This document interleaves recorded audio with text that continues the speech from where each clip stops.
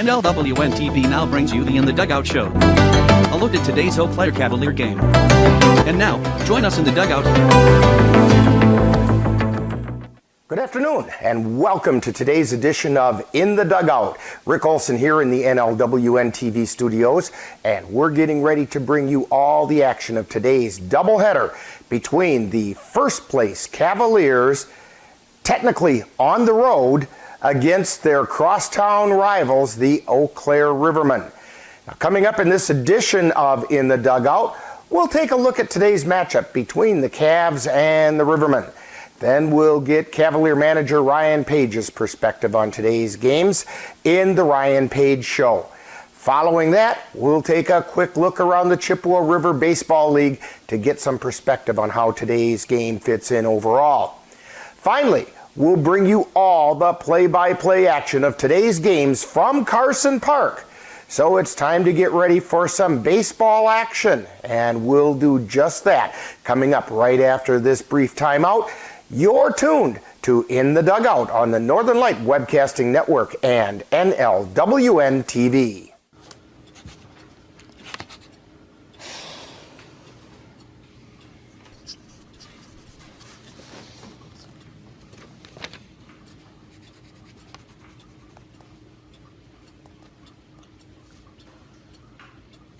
If you love them enough to relearn math so you can teach them math, then surely you'll check nhtsa.gov/the right seat to make sure they're correctly buckled in the back seat. Welcome back to In the Dugout, where we're getting ready to bring you all the action of today's doubleheader between the CRBL North leading Eau Claire Cavaliers and the 6-6 in the CRBL South, Eau Claire Rivermen. The Cavaliers have extended their winning streak to 16 games by defeating the Jim Falls Sturgeons last Sunday by scores of 10-0 and 5-2. That doubleheader sweep kept the Cavaliers in first place in the CRBL North. Now, in that doubleheader sweep over the Sturgeons, the Cavs were led by outstanding pitching and timely hitting. Game 1 is the closest you can get to a no-hitter without actually getting one. Paul Petit pitched a real gem by shutting out the Sturgeons while striking out 15, walking none, and allowing just one hit. That lone hit was one that could have been ruled an error, which would have made the pitching performance a no-hitter. But according to the official scorebook, it was ruled a hit. Petit did accomplish something nearly as rare as a no-hitter. He pitched an immaculate inning where he struck out the side on 9 pitches.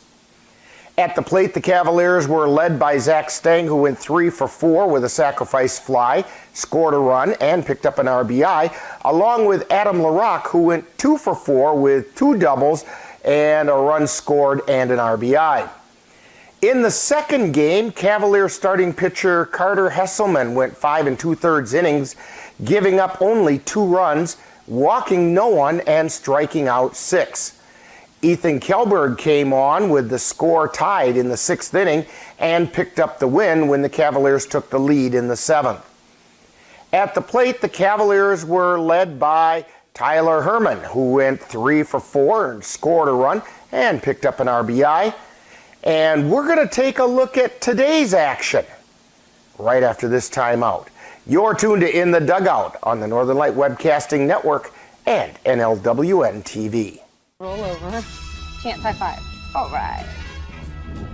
When you adopt a shelter pet, you discover all the things that make them unique. And your mother and her. I am totally a hot person. Right, guys? Thanks for being honest. They're a little bit of a lot of things, but they're all pure love. Adopt pure love at theshelterpetproject.org. Welcome back to In the Dugout. Now let's take a look at today's Chippewa River Baseball League action. The Cavaliers are currently sitting in first place in the CRBL North and technically are on the road even though these games are being played at Carson Park, the Cavaliers' home field. The Rivermen play their home games at Fairfax Field. However, the seating there just isn't enough to handle the crowd expected for today's game. So the doubleheader was scheduled for Carson Park. The The Rivermen are trying to snap a 4-game losing streak after dropping a doubleheader sweep at the hands of the Bloomer Woodticks 6-5 and 3-2. Now, prior to those losses, the Rivermen were right in the thick of the battle for the lead in the CRBL South with the Osseo Merchants and the Whitehall Wolves. Coming into this weekend, the Cavaliers are being led at the plate by Zach Stang, who's hitting .579.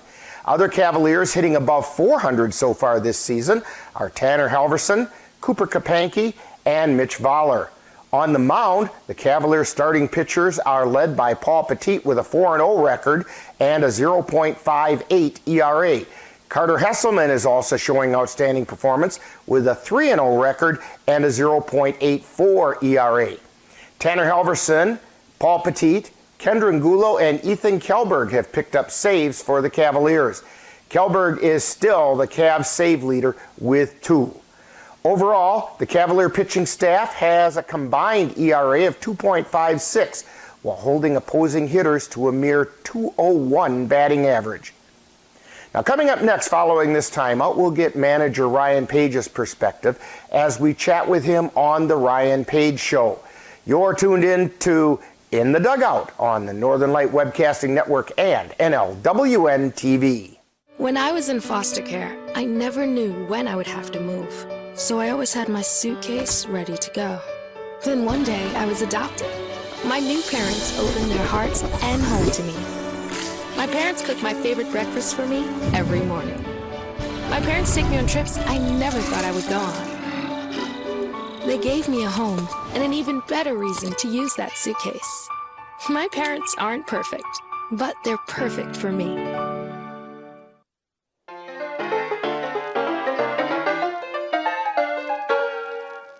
Time now for the Ryan Page Show, where Cavalier manager Ryan Page gives us his perspective on today's Cavalier action. And now, the Ryan Page Show. We're talking with Cavalier manager Ryan Page. And before we get into today's matchup, last week the Cavaliers used some strong pitching to sweep a doubleheader just ahead of the rain over there in Jim Falls against the Sturgeons. Your comments about the Cavalier performance in those games? Obviously, when you have a performance like that, like we did on Sunday, it was great. Bats came alive in the first game, and second game, we had a little bit of harder time hitting the ball, but at the same time, our pitching stepped up in that case. So, when we don't have the pitching, we have the hitting. When we don't have the hitting, we have the pitching for that. So it's very nice to see. Now, in that doubleheader, Paul Petit in the first game threw a rarity, and that's an immaculate inning.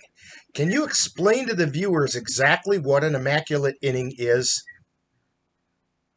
I can. And actually, it's the first one that I've ever seen in person.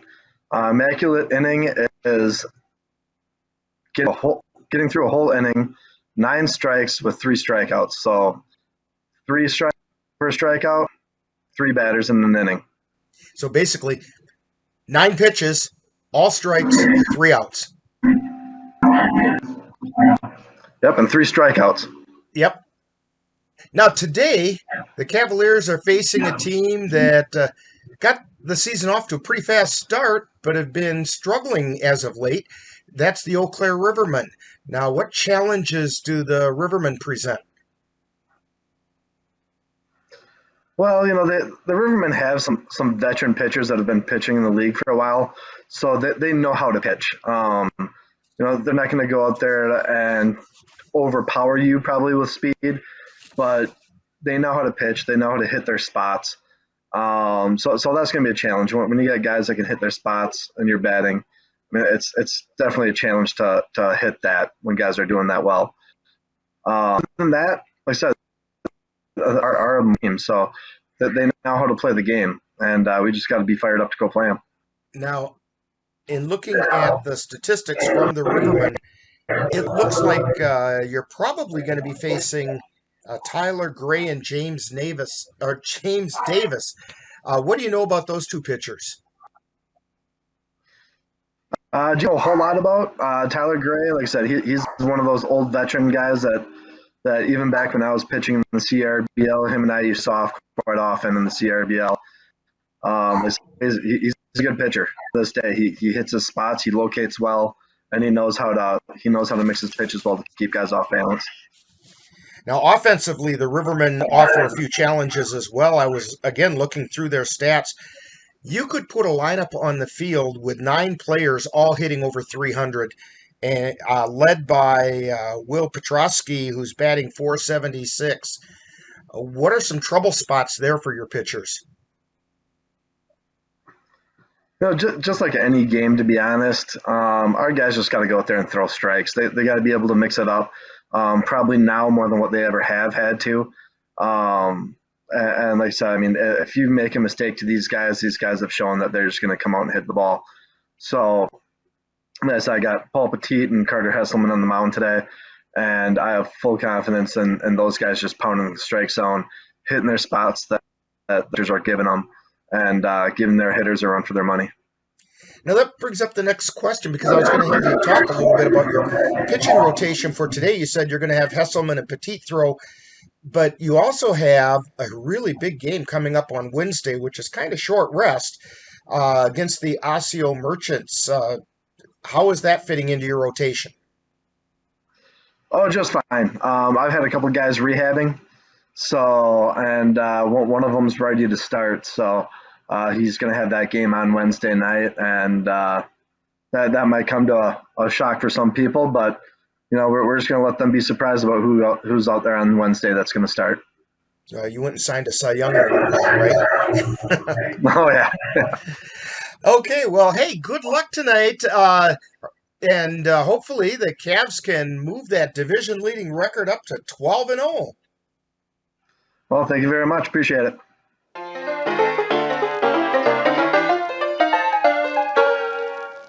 You've been tuned to the Ryan Page Show, with Cavalier manager Ryan Page's outlook on today's Cavalier action. Stay tuned. More in the dugout is coming right up. This is the story of a boy who is very sensitive to lights and sounds. So he built secret hiding places where nothing could get in. The boy didn't like looking people in the eye. It made him feel uncomfortable. One day, he found out he had something called autism. His family got him help, and slowly, he learned how to live with it better. Early intervention can make a lifetime of difference. Learn the signs at autismspeaks.org. Welcome back to In the Dugout, as we're getting ready to bring you all the action of today's doubleheader between the Eau Claire Cavaliers and the Eau Claire Rivermen. Now, taking a quick look around the Chippewa River Baseball League, the headlining news is the Cavaliers' Paul Petit, tossing about as close as you can get to a no-hitter without actually getting one. And that was in his one-hit shutout performance against the Jim Falls Sturgeons last Sunday. The lone hit for the Sturgeons came on a sinking liner to left field by Austin Sikora, only to have it bounce off the heel of Adam LaRocque's glove on a sliding catch attempt. Had the play been ruled an error on LaRocque, Petit would have had his no-hitter. However, the official scorer ruled it a hit for Sikora, and Petit had to settle for an amazing one-hitter. That leaves the CRBL North looking like this. The Cavaliers are still undefeated and sitting on top. They're followed by the Tilden Tigers, who are just percentage points behind the Cavs. The Chippewa Falls Lumberjacks remain in third place, 2 games out, and the Bloomer Woodticks follow at 6 games off the pace. Then come the Jim Falls Sturgeons at 11 games behind, and the Cadott Red Sox are 12 games out. In the CRBL South, the Osseo Merchants stretched their lead to 2.5 games ahead of the Eau Claire Bears, who split a doubleheader with the Whitehall Wolves. The Whitehall Wolves are in third place, 3.5 games out, while the Eau Claire Rivermen are currently in fourth place, 4.5 games out of first. The Beef River Bullfrogs are 11 games off the pace.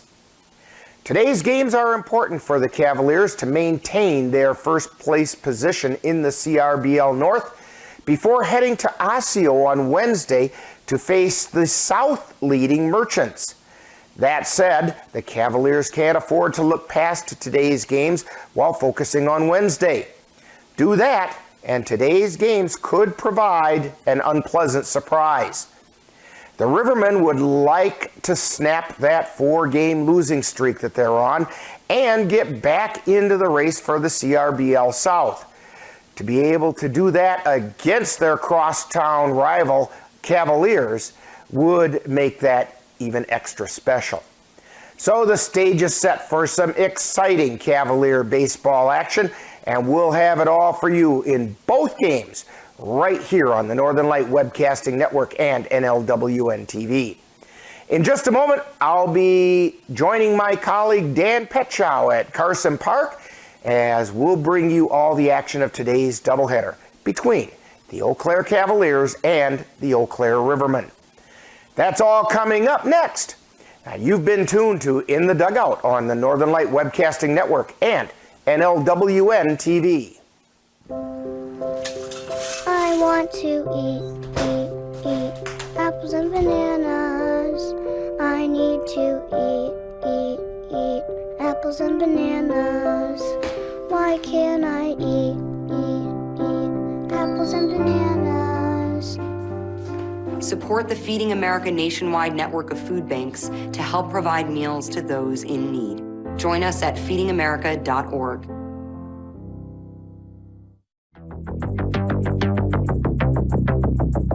You've been watching the In the Dugout show with a look at today's Eau Claire Cavalier game. This has been a presentation of NLWN-TV. Stay tuned. Coming up next is live Eau Claire Cavalier baseball. Being prepared is a part of who you are, but it's especially important in the case of a disaster. Be informed about possible emergencies in your area. Make a plan that covers where you'll go in an emergency. Build a kit with the things you need to survive. There's no one more capable of planning for your situation than you. Start your plan today. Go to ready.gov/myplan.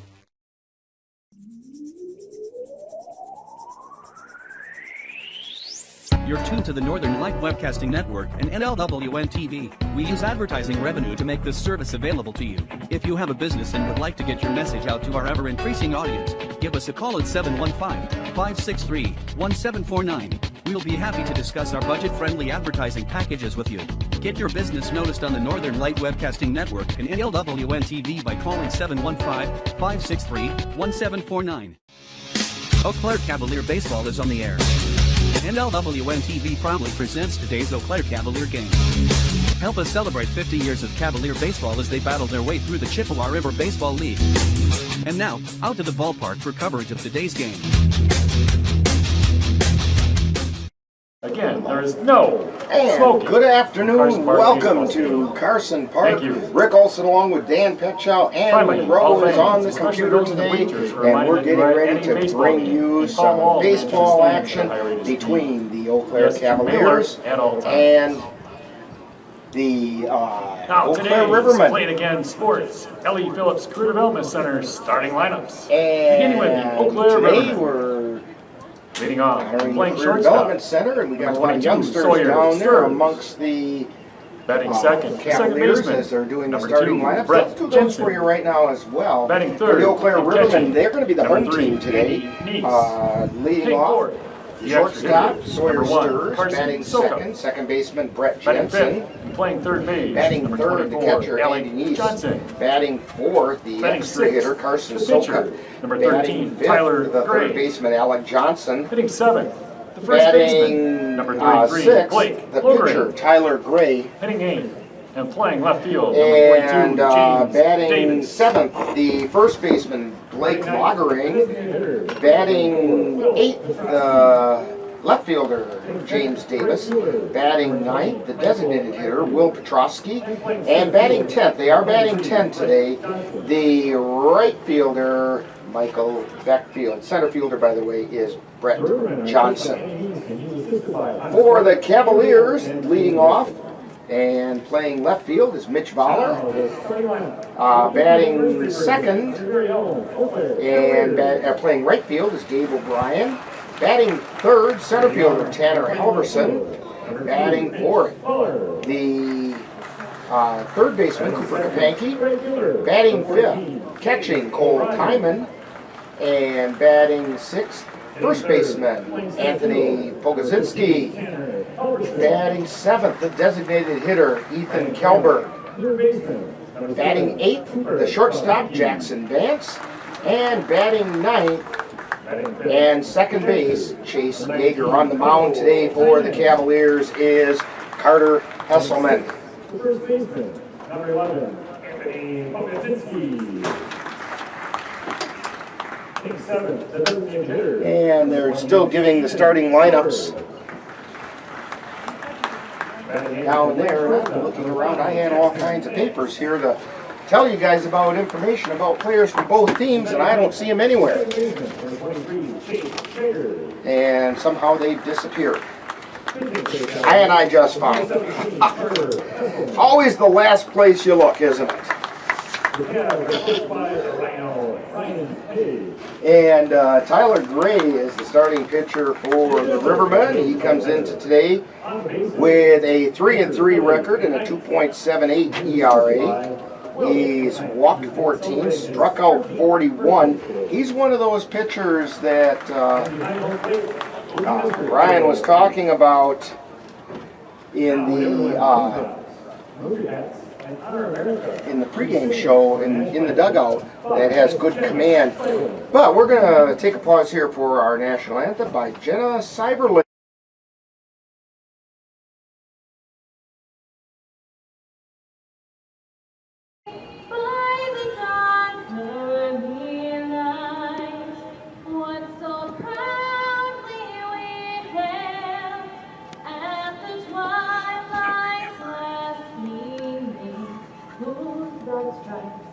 And Christ died through the perilous fight, o'er the ramparts we watched were so gallantly streaming, and the rockets of red glare, the bombs bursting in air, he proved through the night that our flag was still there.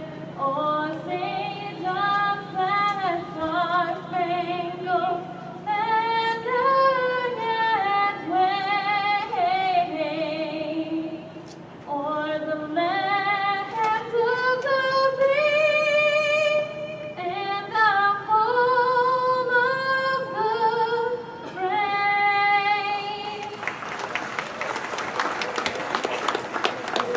And that was Jenna Cyberling with the national anthem. As we're getting ready to play ball here at Carson Park.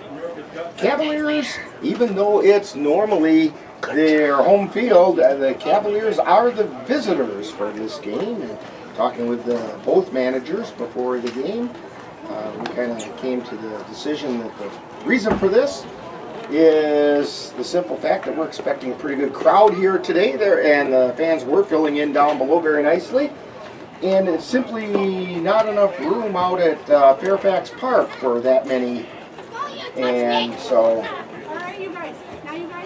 we're gonna play the game here at Carson, or this doubleheader here at Carson Park, and the Rivermen are the home team for both of these games.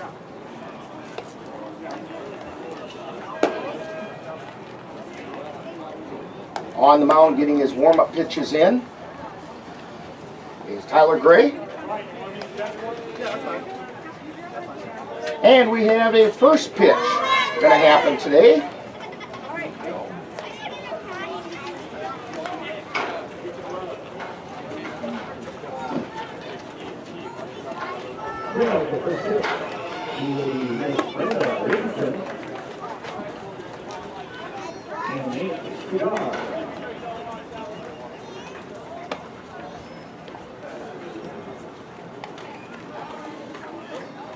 And here is our first pitch from the Career Development Center.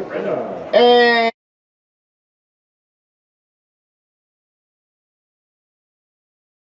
fastballs.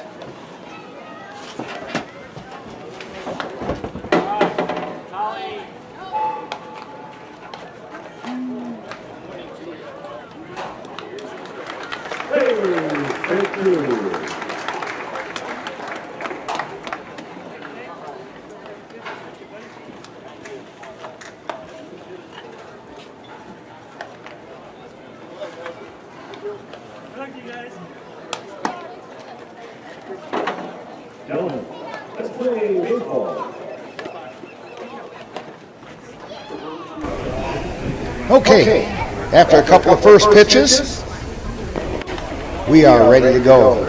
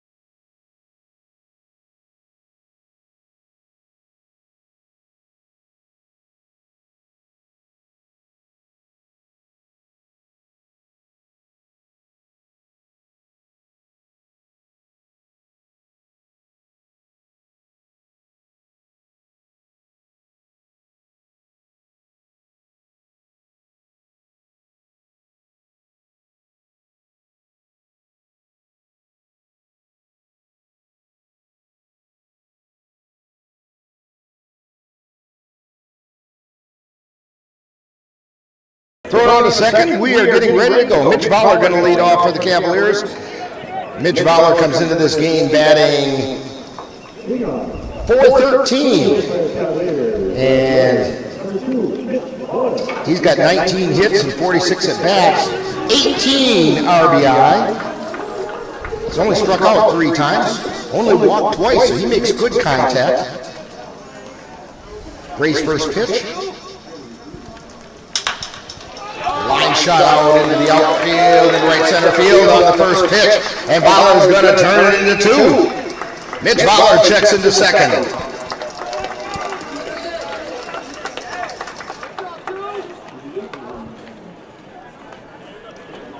So one pitch. Runner on second.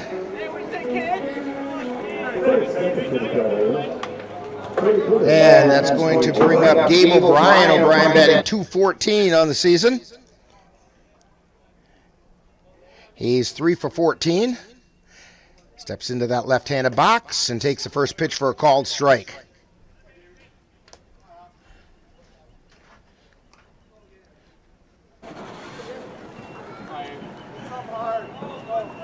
Gray takes the sign. He's at the belt. And the pitch is outside. Called a strike. Ooh, he called it a strike on the outside corner.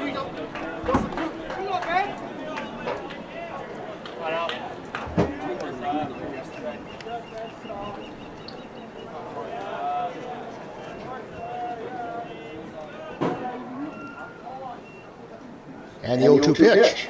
Swung on a foul back.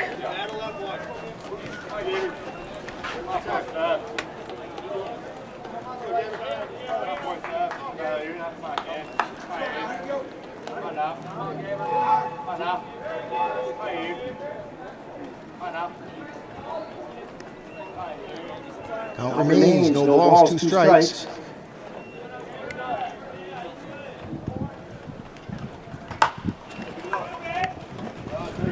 Ground ball to third, throw over to first is in time for the out, but Mitch Voller advances over to third base.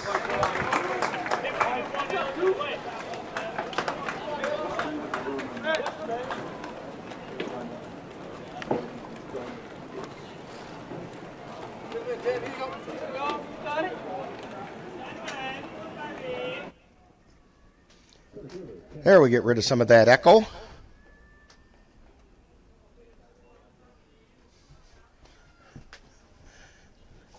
That brings up Tanner Halverson, and Halverson lines a foul down the right field line.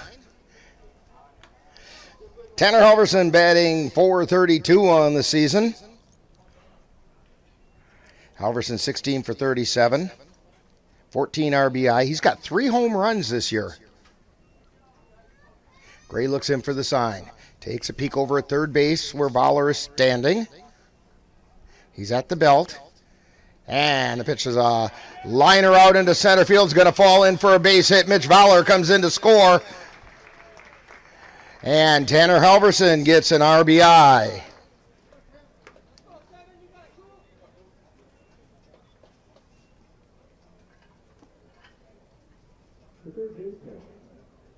That's going to bring up Cooper Kapanke.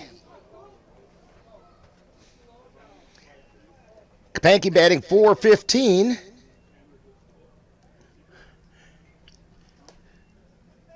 He also has a home run this year. First pitch is called strike over the outside corner.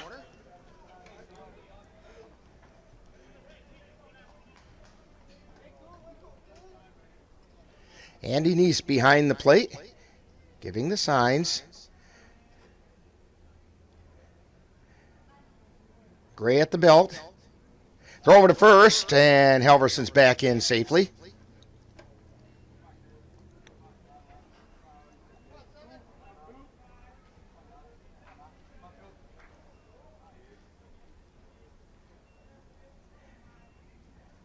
And the pitch to Kapanke is fouled off on the right side.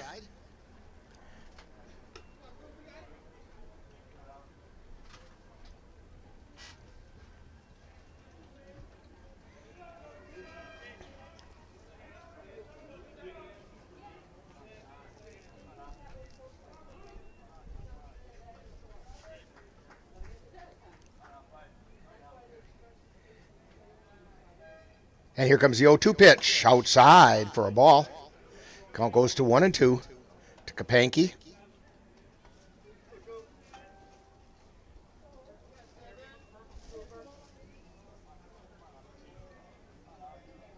Halverson takes a good lead over at first. Throw over to first is in time. Or not in time. Kapanke gets back in time.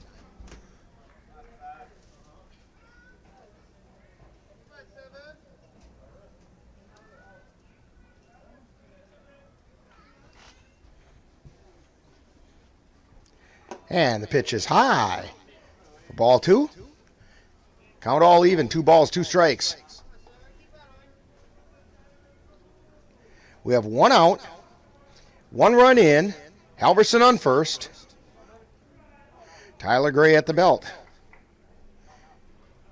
And the 2-2 pitch. Swing on a miss. Strike 3.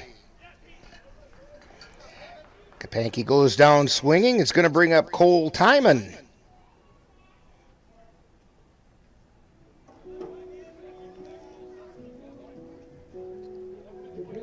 And Cole Timon's hitting .302 so far this year.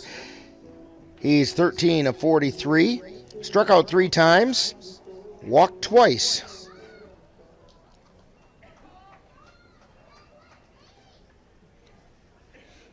Timon the catcher for the Cavaliers in game 1. Throw over to first. Some pretty good skid marks over there at first base where Halverson's had to dive in about 3 times now. Didn't waste any time getting his uniform dirty. Here's the pitch. Halverson's on his way down to second, and he's in safely with a stolen base. The pitch was called a strike. Halverson on second. 2 outs.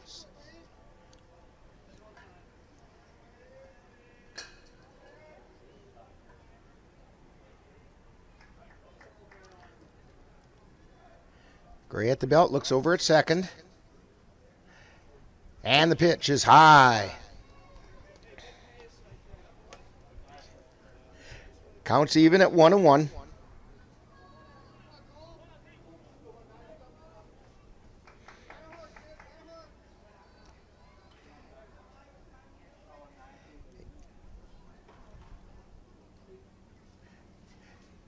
And the 1-1 pitch is inside. 2 balls and a strike.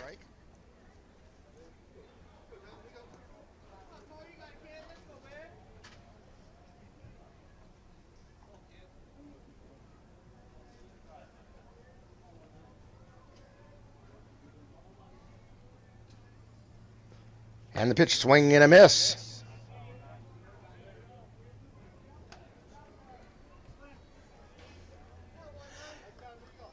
Count's all even at 2 balls, 2 strikes, 2 down.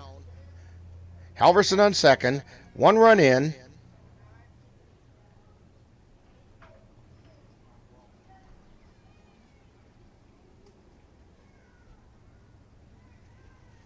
Swing and a miss for strike 3.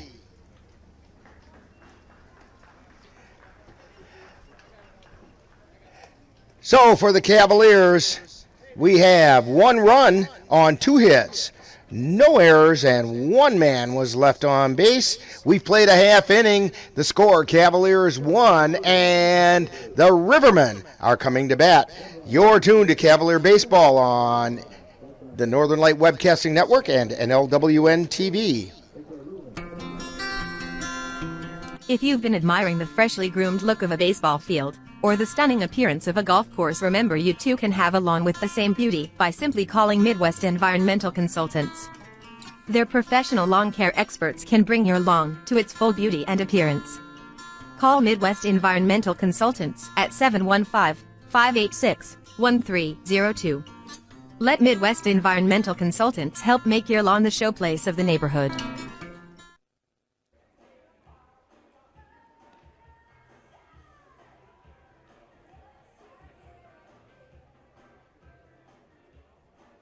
We're back here at Carson Park. On the mound for the Cavaliers is Carter Hesselman.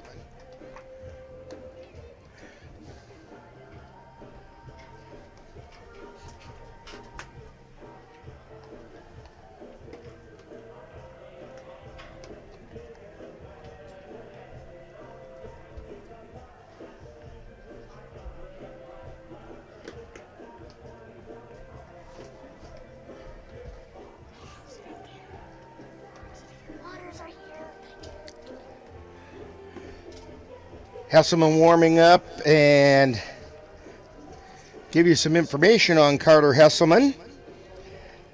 Comes into the game with a 3-0 record, 0.84 earned run average. He's given up a total of 5 runs, but only 2 of them have been earned runs on 5 hits. He struck out 19.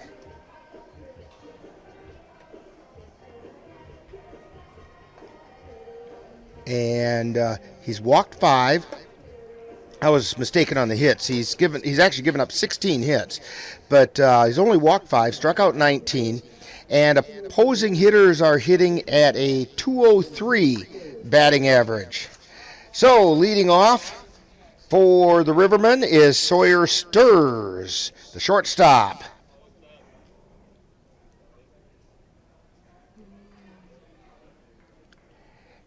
Sturz hitting .333.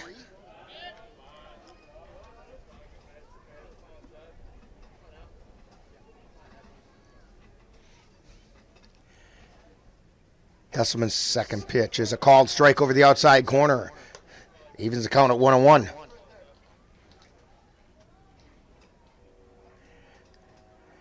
The windup, the 1-1 pitch. Line shot out into center field is going to fall in for a base hit. Scooped there by Halverson, and Sturz checks in at first.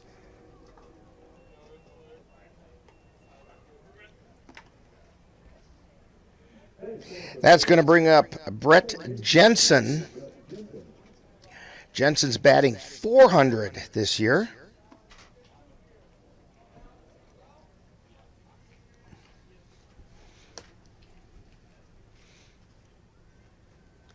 And the first pitch is high.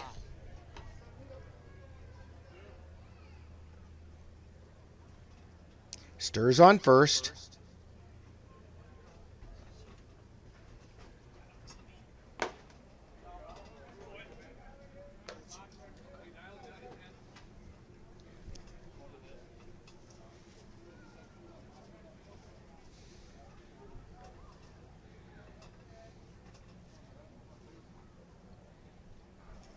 Hesselman's pitch. Called strike. 2 balls, 1 strike.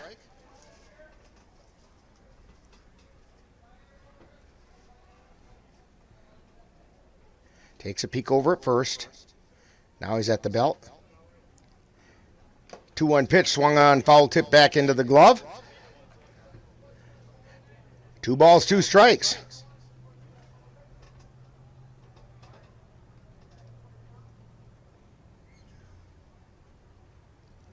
Brett Jensen at the plate.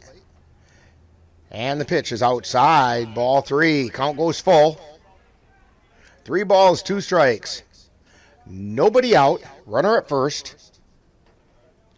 Second baseman Brett Jensen at the plate. Hasselman checks the sign.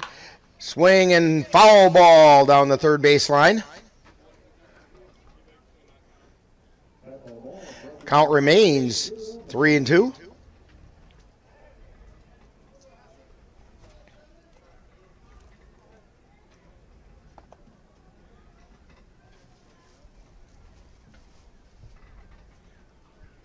And the payoff pitch. Lined out into right field. Coming in, making the catch.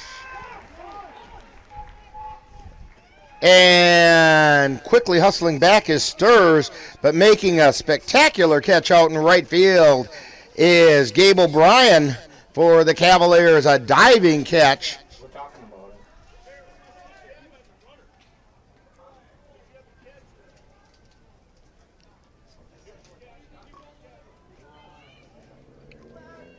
And they were discussing the play and getting some appeal help. And the base umpire says, no, he caught the ball. So 1 out. Sturs still on first.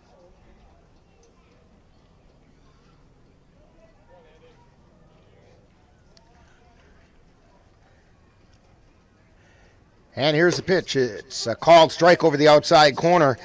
This is Andy Neese, the manager, up to play. And Neese is batting .333 so far on the season. Swing and a miss for a strike 2.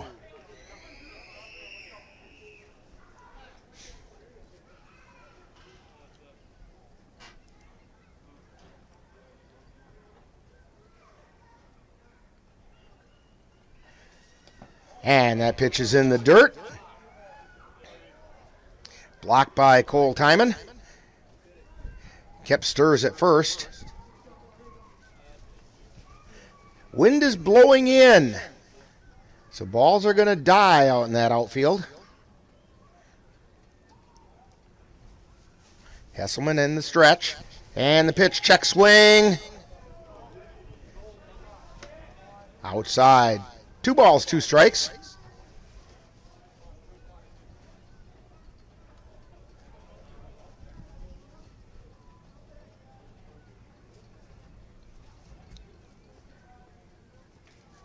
Hesselman takes a peek at the runner. And the 2-2 pitch. Outside, ball 3.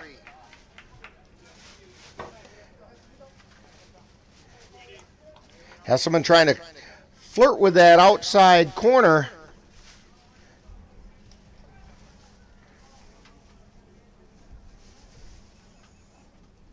Andy Neese steps in.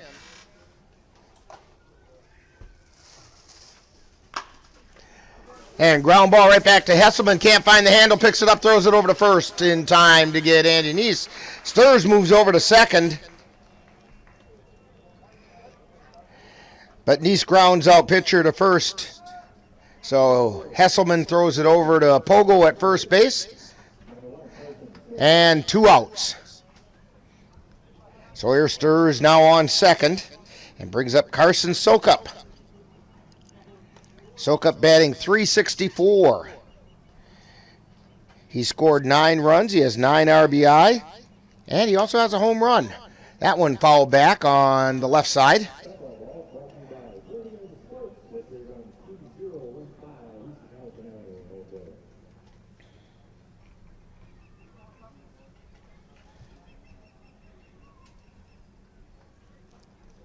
Hesselman in the stretch. Checks second. Throws it in and just a little bit inside.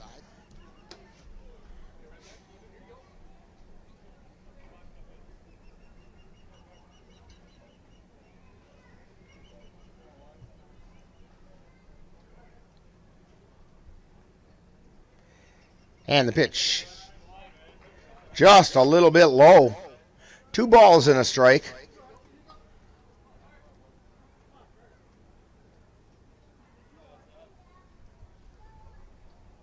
Carson Sokup, he's the extra hitter. Line shot into right field.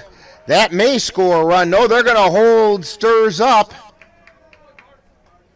So Sokup gets a single to right.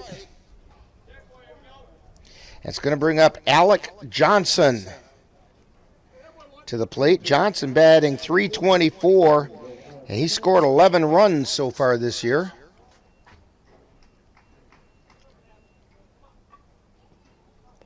He's 11 for 34 at the plate. Runners on the corners now with 2 outs. First pitch, called strike over that outside corner. Johnson wasn't exactly thrilled with that call. Hesselman in the stretch. The 0-1 pitch, called strike again over the outside corner. No balls, 2 strikes.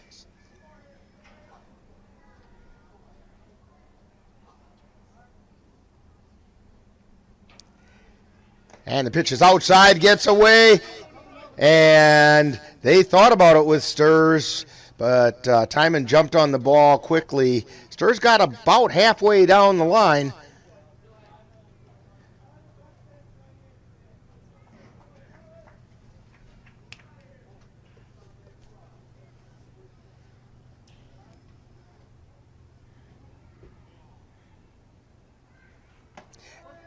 And a called third strike over the outside corner.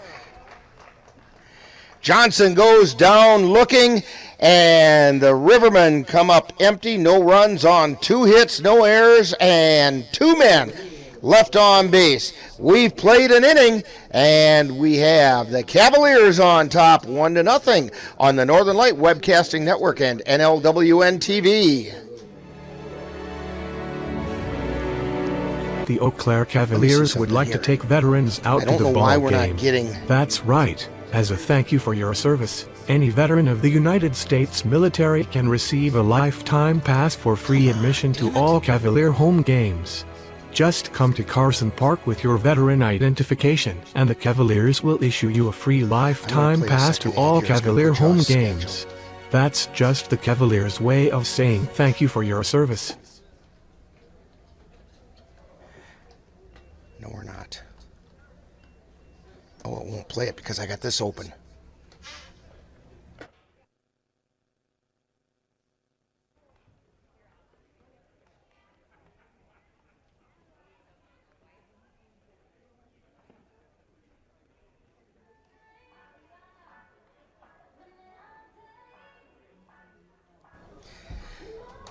All right, heading into the top of the second inning. The Eau Claire Rivermen with Tyler Gray out on the mound. Cavaliers with a 1-0 lead.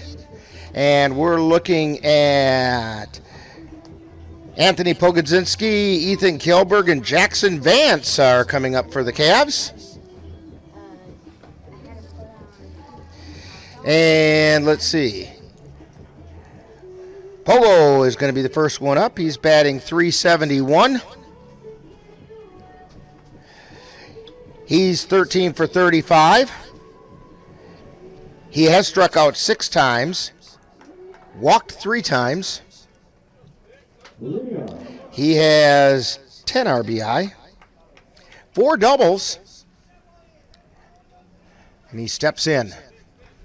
Tyler Gray into the windup, and the pitch. Called strike over the outside corner.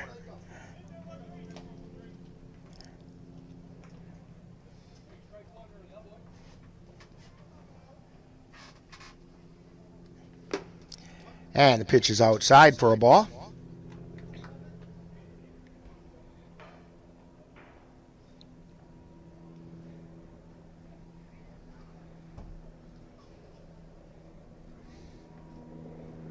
Here's the pitch. A little bit high.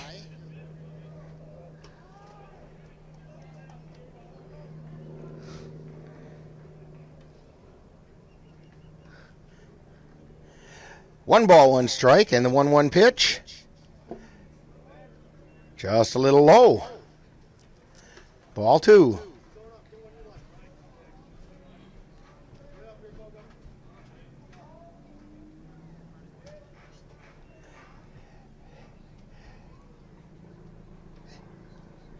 And the pitch is at the letter, swung on a miss by Pogo. Count is full.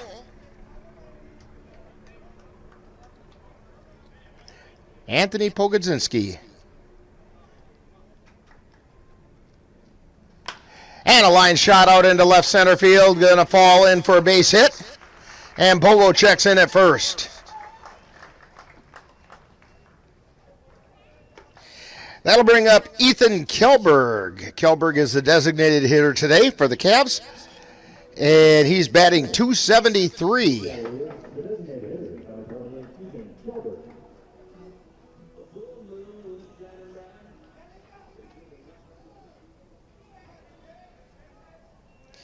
He does have a double on the season. Swing and miss, strike 1.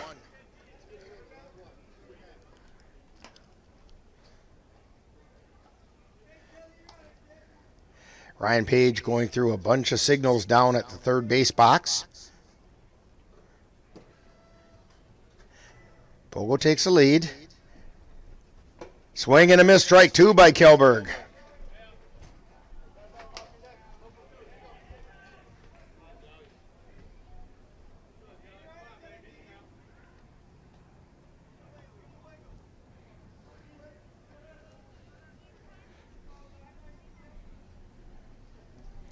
And the pitch fouled back to the net. Count remains, no balls, 2 strikes.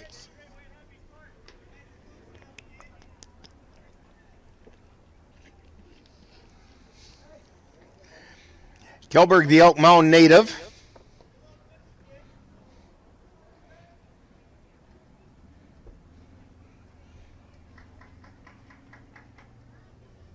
And the 0-2 pitch. Swung on a miss. A high fastball. And Kjellberg goes down on strikes.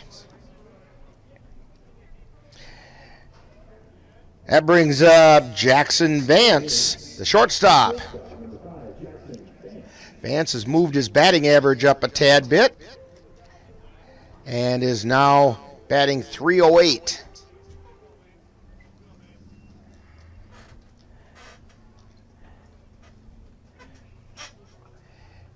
And the ball's fouled back. Off the press box, off to our right.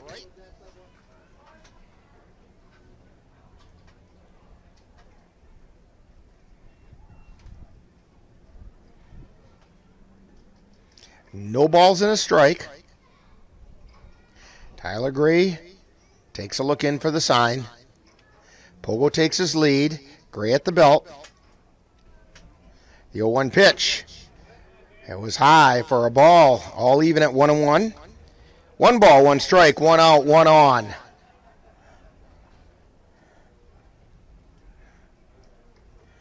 Vance steps in. Gray with a peek over at first. The 1-1 pitch.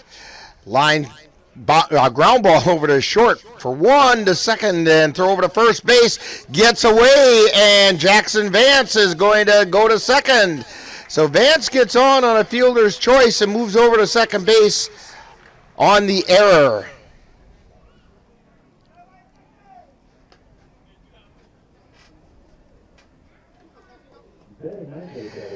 So Pogo is out on the short to second, and then the throw from second base over to first base was a little bit wild and not able to be controlled over there by Logering.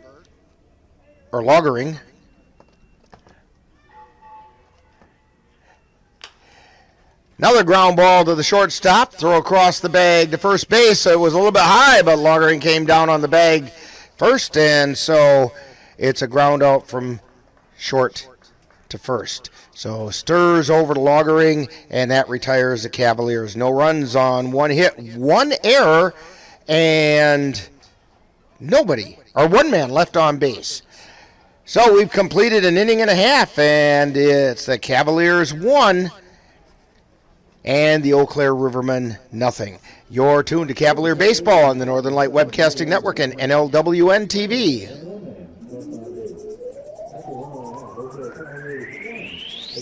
You're tuned to the Northern Light Webcasting Network and NLWN-TV. We use advertising revenue to make this service available to you. If you have a business and would like to get your message out to our ever-increasing audience, give us a call at 715-563-1749. We'll be happy to discuss our budget-friendly advertising packages with you. Get your business noticed on the Northern Light Webcasting Network and NLWN-TV by calling 715-563-1749.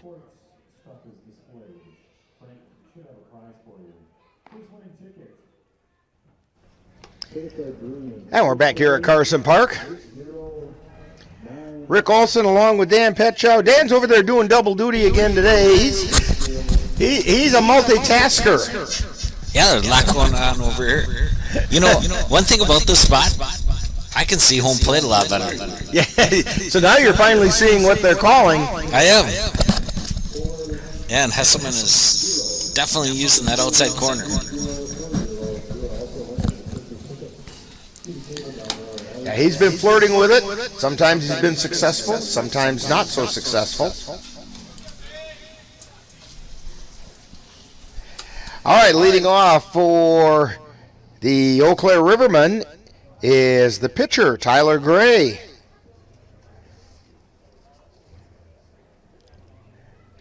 At the plate, he's hitting .304.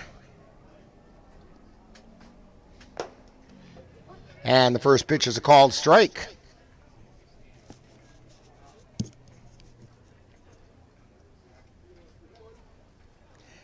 Now the 0-1 pitch. High pop-up over into right center field, converging on it, but Gabe O'Brien makes the catch. And that's one away. Brings up Blake Logering, first baseman.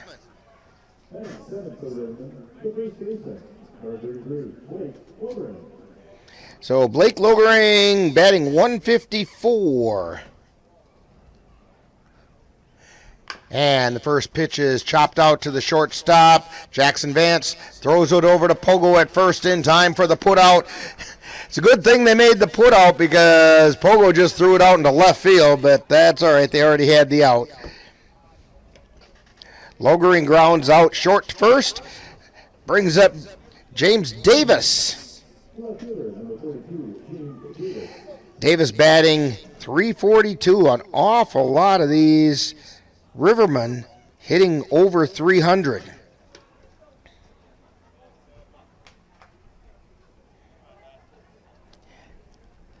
Hesselman's windup and his pitch.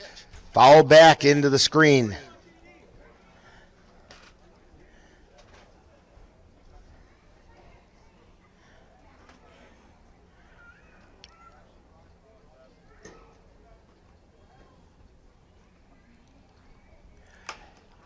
And the 0-1 pitch is popped up to our second base.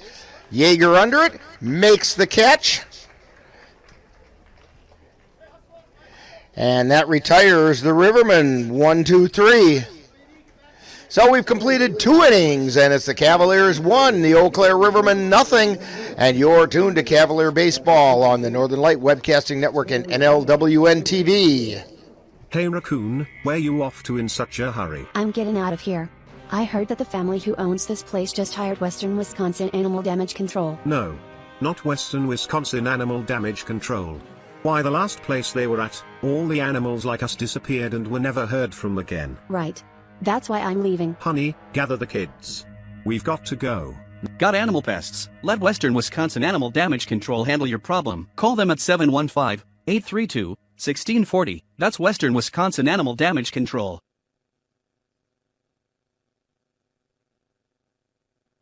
Cavaliers will be on the North Team roster and playing the CRBL All-Star Game on Saturday, July 3rd in Wilmer. Carter Hesselman, Paul Petit, Jackson Vance, Cole Lackland, Tyler Herman, Mitch Lawler, Tanner Hellison, Anthony Pogodinski, and an alternate will be Cole Timon. Again, the game Wilmer at Stockton Field on July 3rd and begin at 12:30 p.m. We hope to see you there. Cavaliers will return to play after the All-Star break with a game here at Carson Park. And we're back here at Carson Park. Rick Olson along with Dan Petschow and Ann Monroe. And we're heading into the top of the third inning. We have 2 games for you today, 2 7-inning games. Cavs have the lead in game 1 by the score of 1-0, and we're back at the top of the order. Mitch Voller will lead off the third. He hit the first pitch out into center field for a double. His first time up, and scored the only run of the game.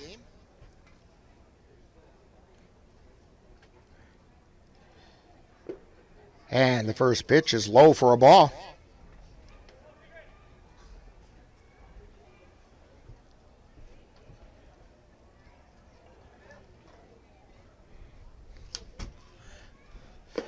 And the second pitch is high for a ball.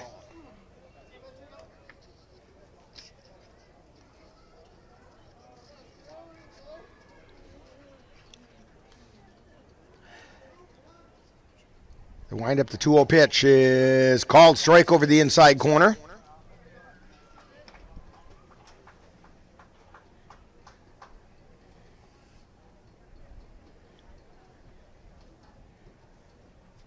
Swing and a miss for strike 2. Counts all even now. 2 balls, 2 strikes.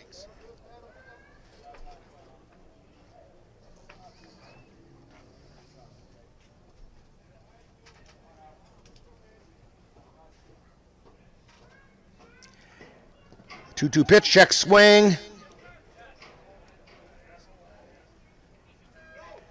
And they appeal down to first, and they say, no, he did not swing. So the count goes full, 3 balls, 2 strikes. Voller has struck out 3 times on the season. Walked twice. Here's the payoff pitch. Inside ball 4, so let's make that walking 3 times this year. Voller heads on down to first base. That brings up Gabe O'Brien. O'Brien grounded out his first time up, but in the process got Voller over to third. Throw over to first. Voller gets back in time.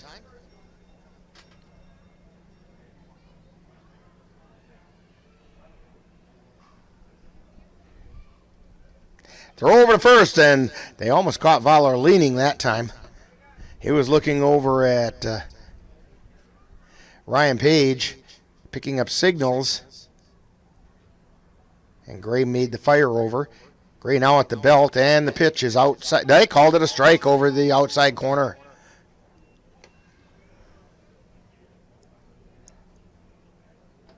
No balls and a strike.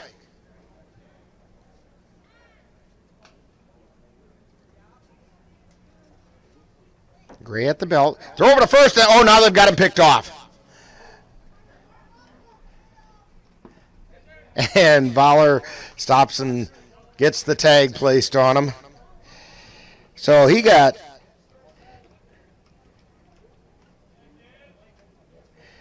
picked off at first. They got him leaning, and his strategy there to try to beat that pickoff was he kind of slow moved it down to second to try and get that last second throw, maybe get under the tag, but the throw was there in plenty of time. No balls and 1 strike to Gabe O'Brien. And another called strike over the outside corner.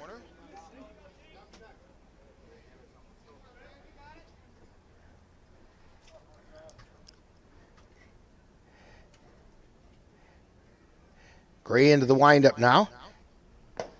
And a called third strike. So Gabe O'Brien goes down looking. 2 outs. And that brings up Tanner Halverson. Halverson singled in the first inning. Picked up an RBI in the process.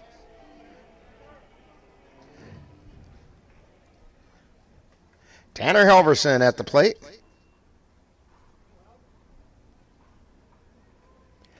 Gray's first pitch, low for a ball.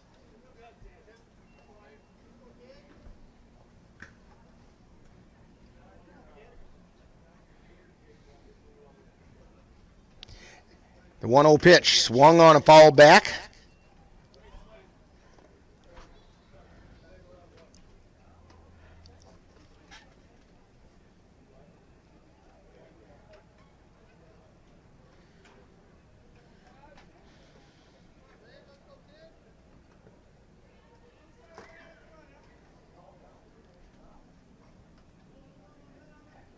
One ball, one strike, 2 outs, nobody on. The windup. And the pitch. Swung on a miss. Strike 2.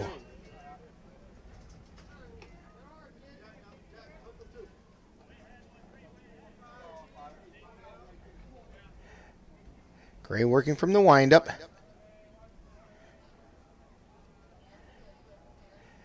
And the pitch is outside. No, he called third, strike over the outside corner. And Tanner Halverson goes down looking, and so do the Cavaliers. No runs, no hits, no errors, nobody left on base. We've completed 2.5 innings, and it's the Cavaliers 1 and the Eau Claire Rivermen nothing. You're tuned to Cavalier Baseball on the Northern Light Webcasting Network and NLWN-TV. Let NLWN-TV and the Northern Light Webcasting Network take you out to the ball game.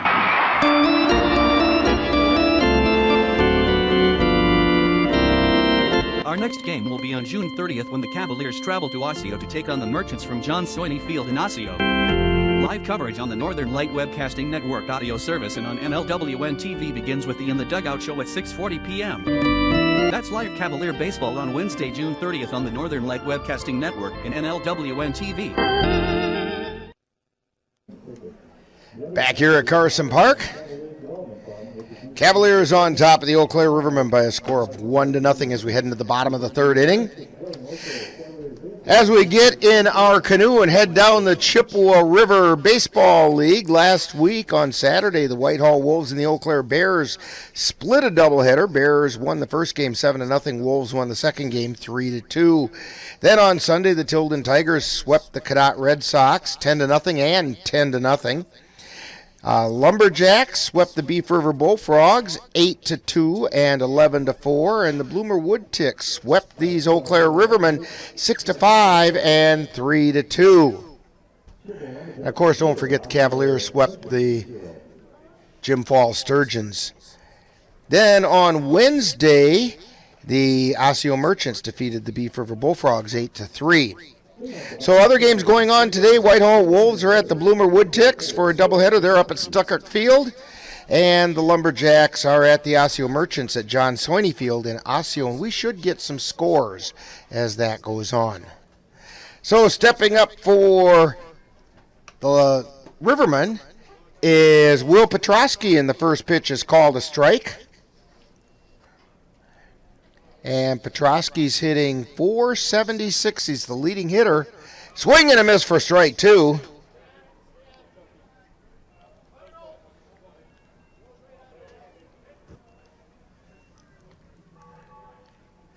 The 0-2 pitch.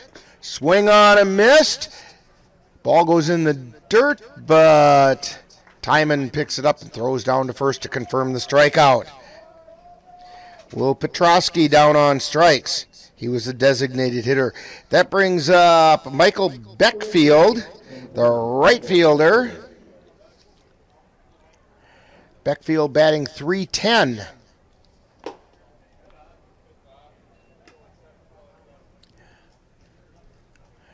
First pitch called a ball. The windup and the pitch fouled back into the net.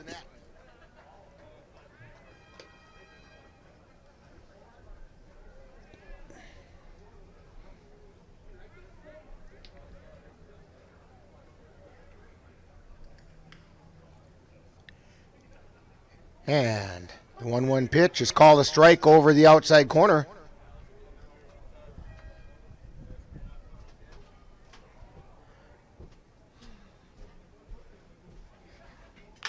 And we have a ground ball out to second. Picked up there by Yeager, tossed over to Pogo at first in time for the putout for out number 2. Takes us back to the top of the order. Sawyer Sturz is up.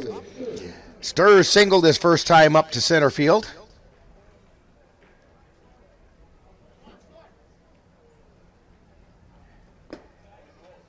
First pitch is outside.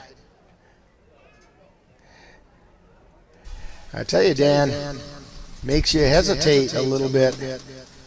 That pitch is low.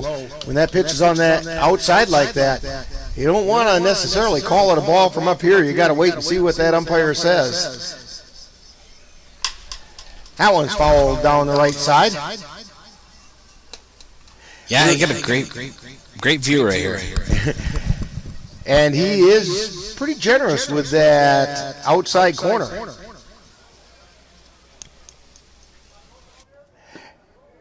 That pitch is outside. 3 balls and a strike.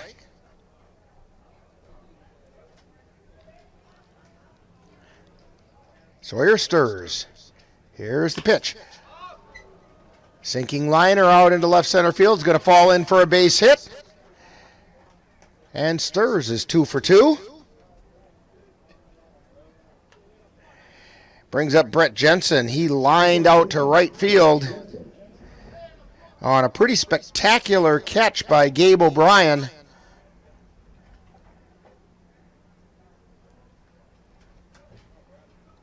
That diving, rolling catch.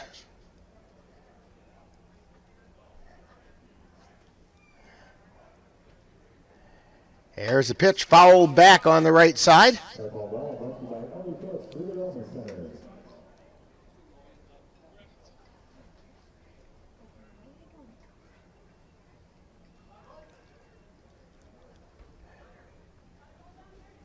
So Jensen steps back up to the plate. And the next one, swing and a miss, is strike 2. No balls, 2 strikes, 2 out.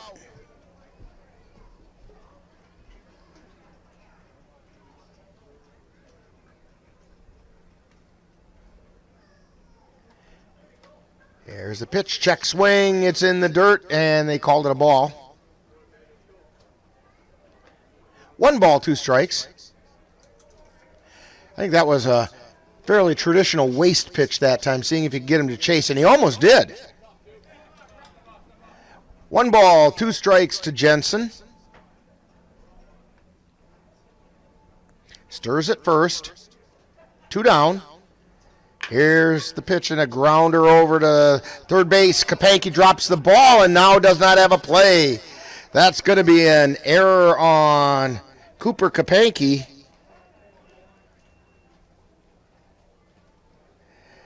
Moves Stirs over to second. Jensen's on first. First error on the Cavaliers. And it brings up the catcher, Andy Neese.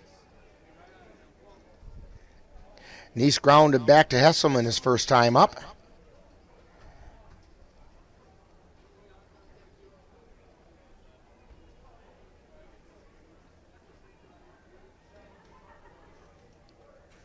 Hesselman's pitch, fouled off the right side.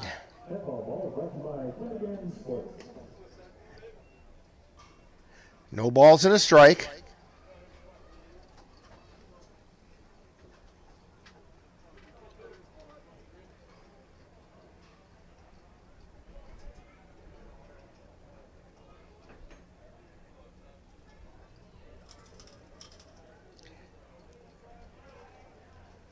And the pitch is outside. Blocked nicely that time by Timon. Kept the runners where they belong.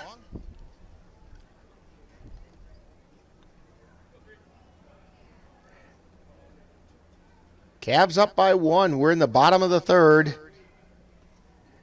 Rivermen trying to mount a threat. Andy Neese at the plate. Runners at first and second. Fly ball out into right field. Gabe O'Brien camped under it, makes the catch, and that retires the side. So we have no runs on 1 hit, 1 Cavalier error, and 2 men left on base. We've completed 3, and it's a Cavaliers 1 and the Rivermen nothing. You're tuned to Cavalier Baseball on the Northern Light Webcasting Network and NLWN-TV. It happens to everyone eventually. Your computer goes on the fritz. Fear not, Slayton's Technology Services can help. When your computer decides to not cooperate, it can be very frustrating. Let Slayton's Technology Services keep you from wanting to drive your computer right off a cliff. Slayton's Technology Services supports business of all sizes. They offer assistance with managed anti-malware, encrypted email, fast tech support, data backup, and recovery, and more. Call Slayton's Technology Services at 715-864-2833 and get the IT help you desire. Slayton's Technology Services is the official IT service for the Northern Light Webcasting Network. And we're back here at Carson Park.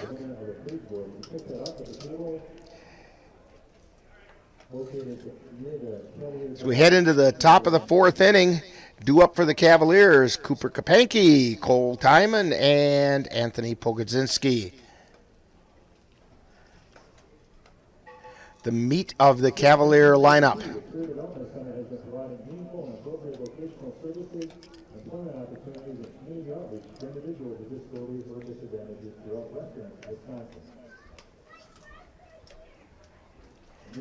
Tyler Gray still on the mound for the Eau Claire Rivermen.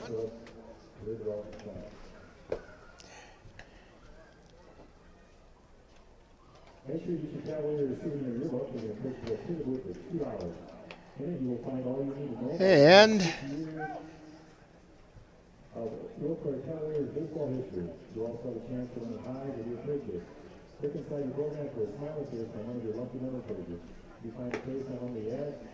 throw it out to second.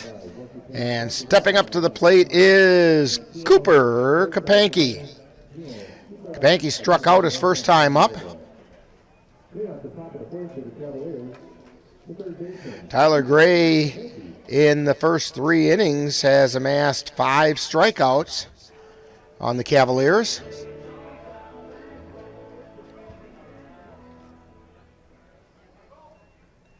And Gray's into the windup. First pitch is high for a ball.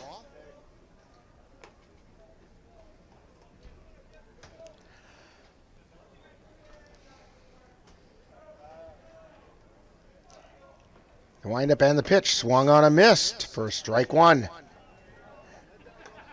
Seems to me Kapanke's looking for those high fastballs and kind of chasing those, because that one was right up around the letters.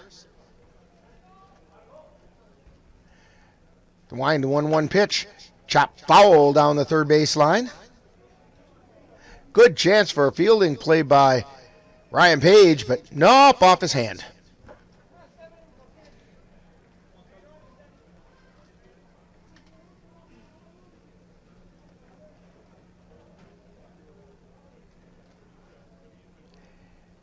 Here's the 1-2 pitch.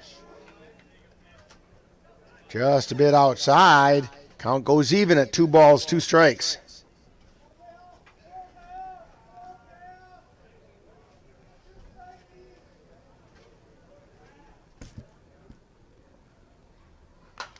And the pitch is fouled back.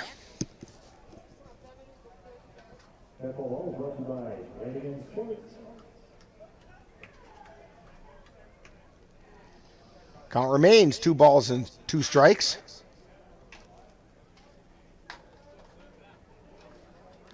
The wind and the pitch. That one's outside. Count goes full.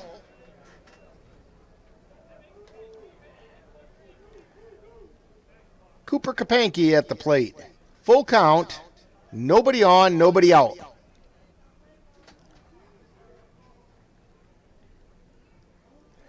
Here's Gray into the windup. The payoff pitch. High and inside for ball 4. Kapanke draws a walk and heads down to first base. That's going to bring up Cole Timon, who also went down swinging his first time up. The catcher, Cole Timon.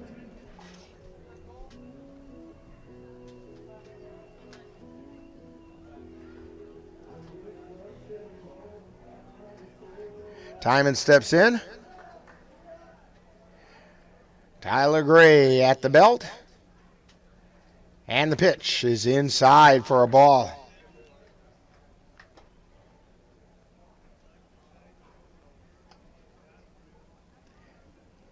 Pogo on deck.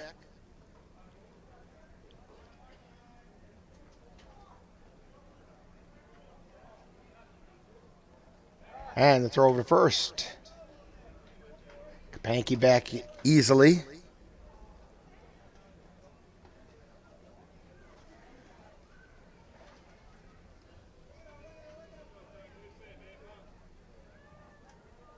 Gray at the belt. And the 1-0 pitch. Just a little low. Ball 2.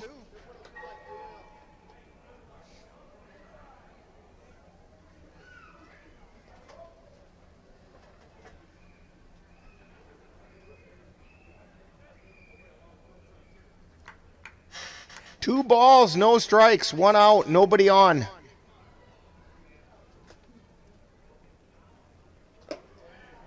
And that pitch is high. 3-0.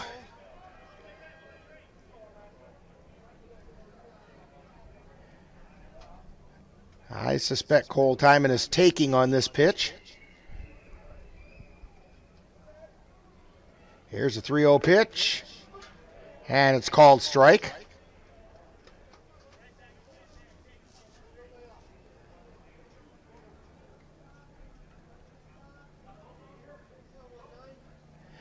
Three balls and a strike. This is still a hitter's pitch right here. And the pitch popped up straight up. Coming in is Gray calling for it, and he makes the catch in foul territory.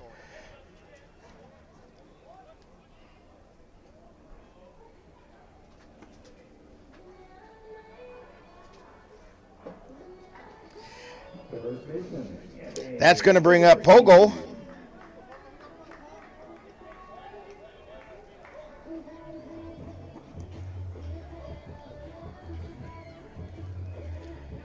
Cooper Kapanke on first.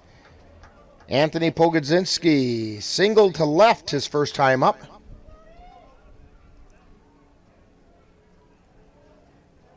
Swing and a miss.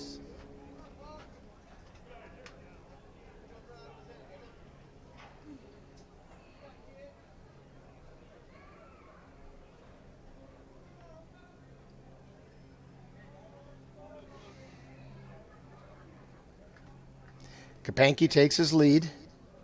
Gray at the belt. Throw over to first. Kapanke back in safely.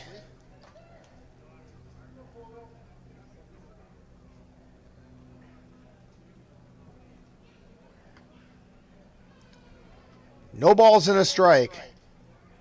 Tyler Gray at the belt. And the 0-1 pitch fouled back into the net. No balls, 2 strikes.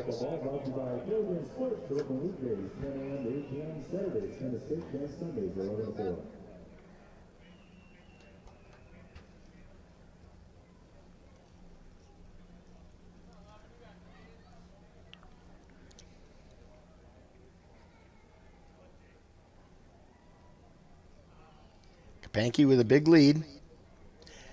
The 0-2 pitch, line shot out into the right field. Moving over, but it's going to fall in before they can get there as Beckfield. Kapanke being waved around third, heading toward the plate, and they're not going to get him. So Cooper Kapanke scores the Cavaliers' second run. And Pogo checks into second with a double.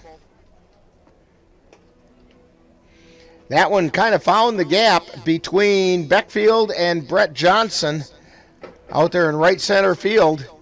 They couldn't get there, and it kind of rolled a little deeper, and Pogo checked in at second base. And that's going to bring up Ethan Kjellberg. Kjellberg struck out his first time up.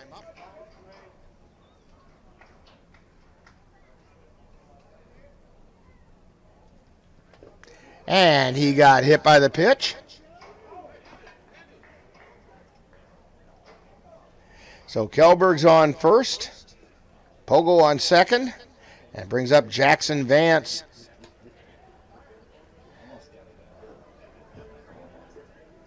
Vance got on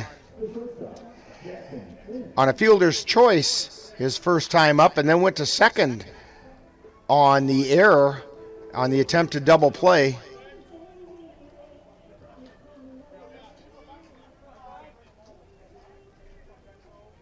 That was back in the second inning.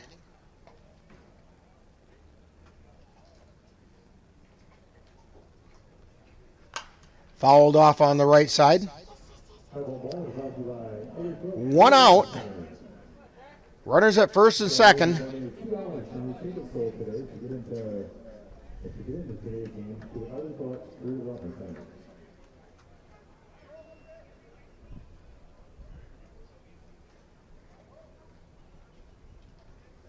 Runners take their lead. Pogo making a lot of motion out there at second. And a called strike over the outside corner.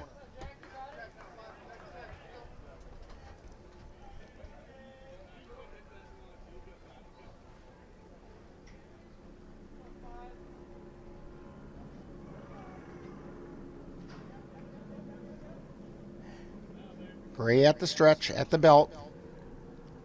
And the pitch way outside. Neese with a good stop that time.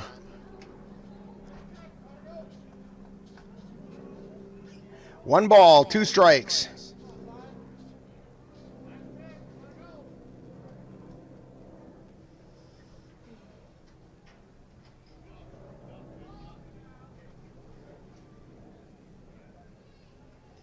And the 1-2 pitch.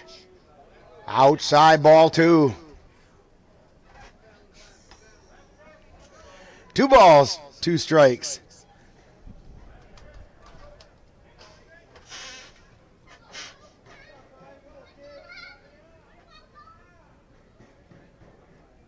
Gray checks both runners. 2-2 pitch. Soft liner to second base. And the runners hold.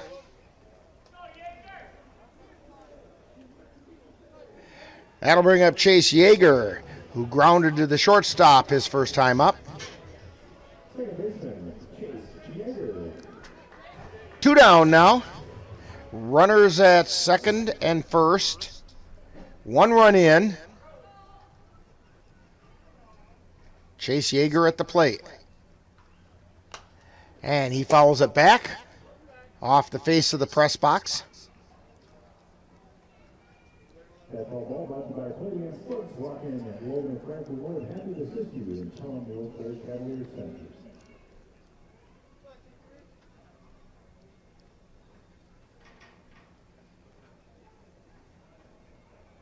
No balls and a strike to Chase Yeager. And the pitch catches the outside corner. No balls, 2 strikes.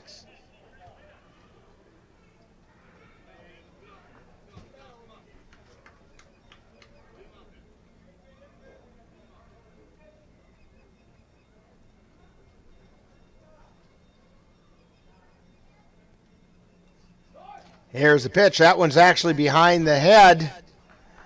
And both runners took off to steal and are safe.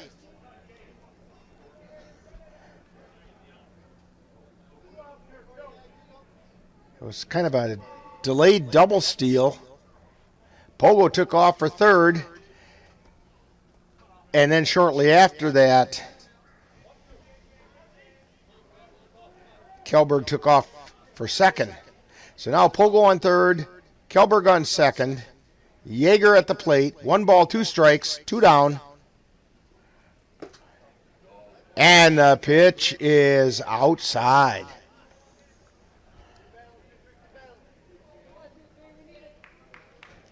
Count is even at 2-2.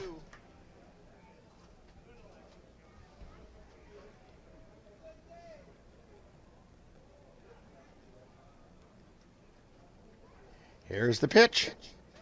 That one's low and away, and the count is full with 2 down.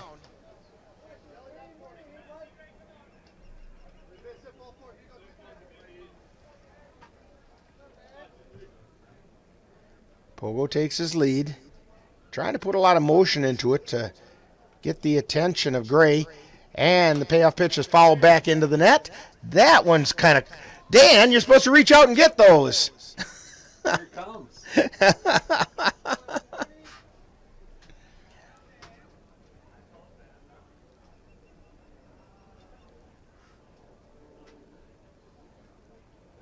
Yeager steps back into the box.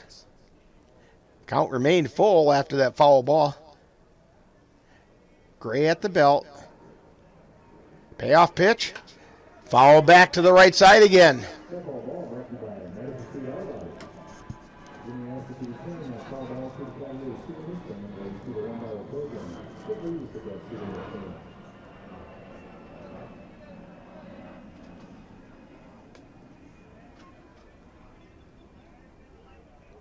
Three balls, two strikes, two down, two men on, and the payoff pitch. Swung on and missed, strike three. So Yeager goes down swinging.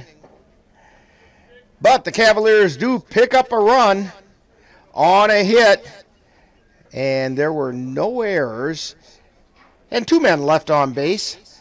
So we've played 3.5, and it's the Cavaliers 2 and the Rivermen nothing. You're tuned to Cavalier Baseball on the Northern Light Webcasting Network and NLWN-TV.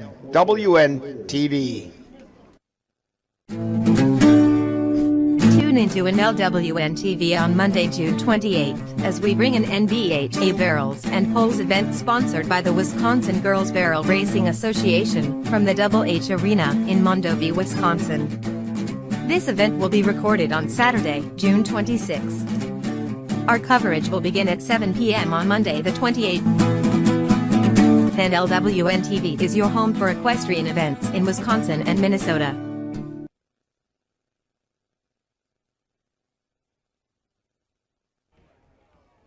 And we're back here at Carson Park. Rick Olson along with Dan Petschow and Ann Monroe. And leading off the bottom of the fourth inning for the Rivermen is Carson Sokup. He singled to right his first time up. First pitch is a swing and a miss for a strike.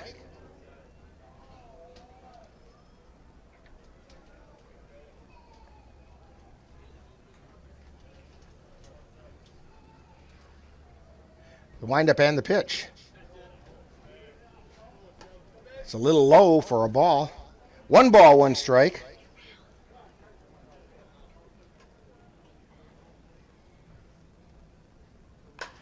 And a ground ball out to short.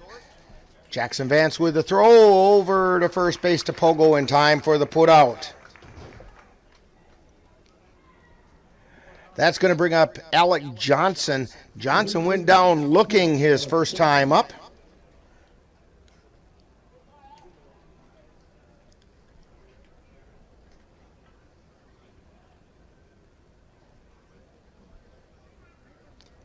And the first pitch must have been low.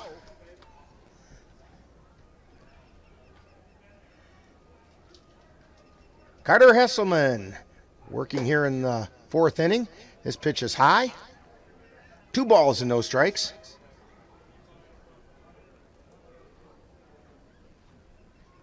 Hesselman into the windup and the pitch. That one's low and away. Ball 3.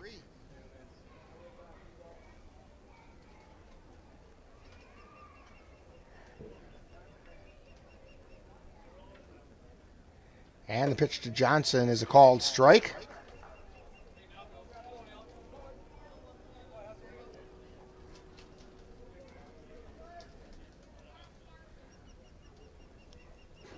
And the pitch is outside for ball 4. So Alec Johnson draws the walk. That's the first walk given up by Hesselman today. Brings up the pitcher Tyler Gray for the Rivermen.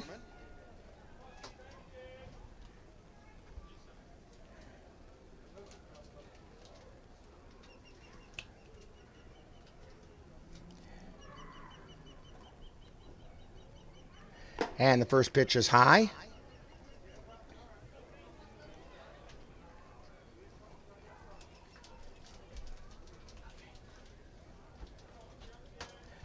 One ball, no strikes.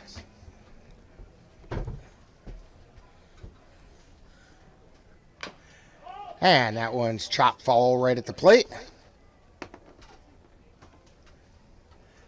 Counts all even at 1-1 with 1 out and 1 man on.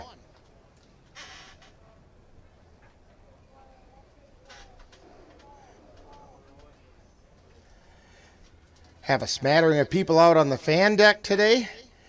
People enjoying the sun out in the bleachers. Fair number of people down in the grandstand.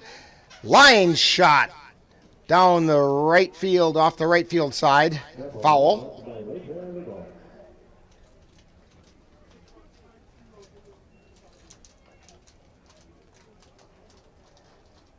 Gray pulled that one foul. Hesselman takes a look over at first. And the 1-2 pitch. Popped up straight back. That one went right over the top of us.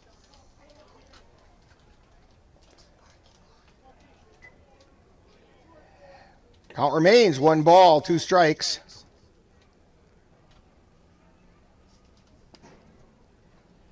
Hesselman looks over at first. The 1-2 pitch.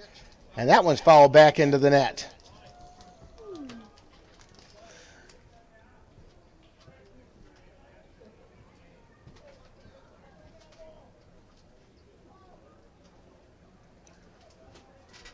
One ball and 2 strikes. 1 out.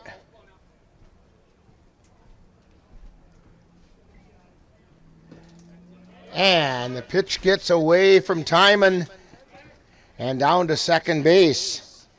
Heads Alec Johnson.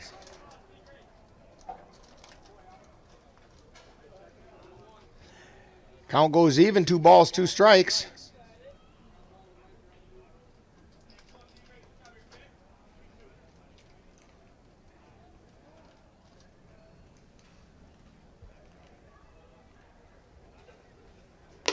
And the pitch is outside. Count goes full.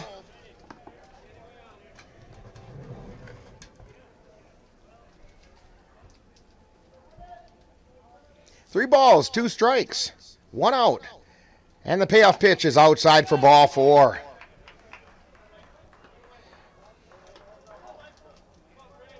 That's 2 straight walks given up by Hesselman. And that brings up Blake Logering, who grounded to short his first time up.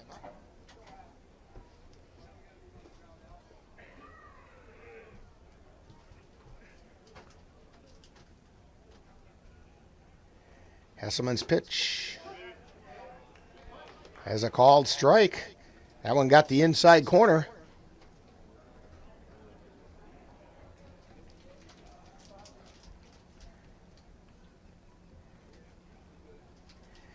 And the pitch is outside.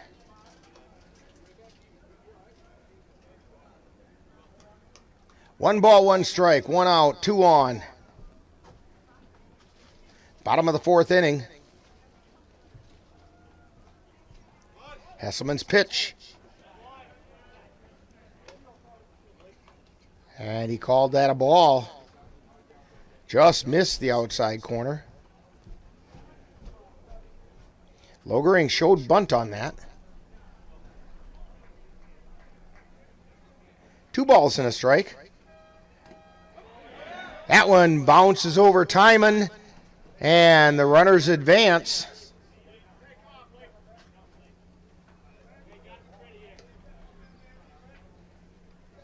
So runners at second and third. Alec Johnson on third, Tyler Gray on second, Blake Logering at the plate. 1 out. 3 balls, 1 strike.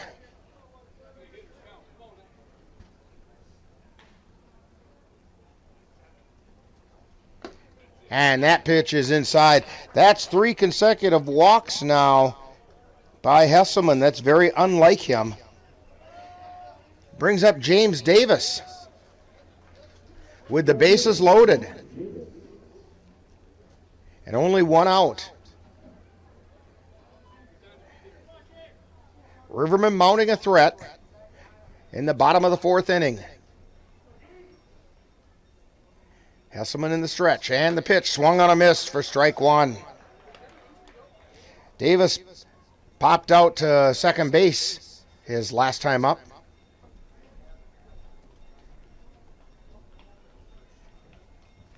And the pitch is fouled back into the net. No balls, 2 strikes.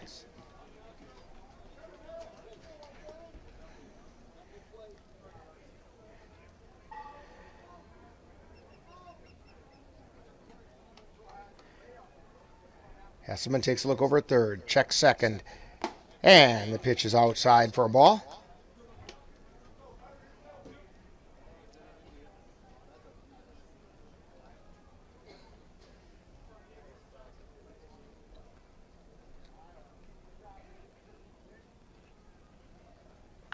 And a line shot down the left field line, foul.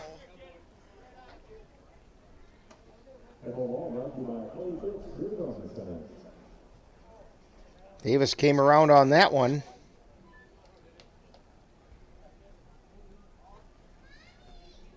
One ball, 2 strikes, 1 out. We're in the bottom of the 4th inning. Cavs on top, 2-0. But the Rivermen are threatening. Hesselman at the belt. And the pitch is high. Counts even at 2 balls and 2 strikes.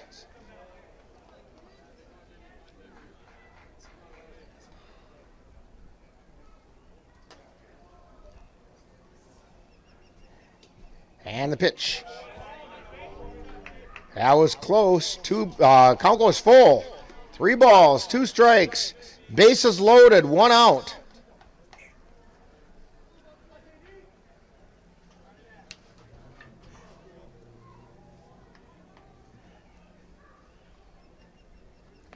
And a swing and a miss for strike 3.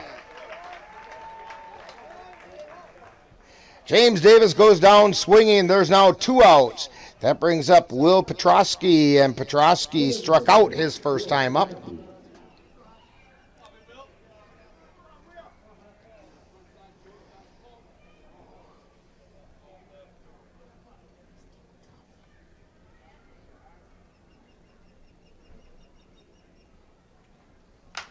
And this is lined out toward left field, but it's foul and out of play over by the batting cages.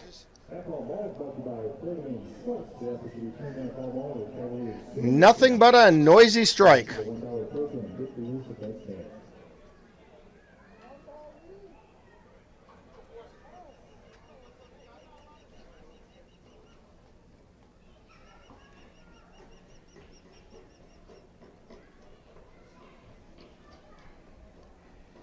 Here's the pitch. Foul back, out of play.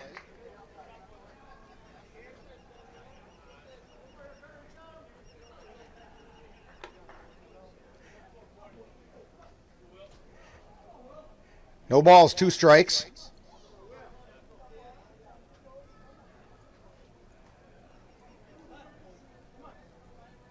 Hesselman at the belt.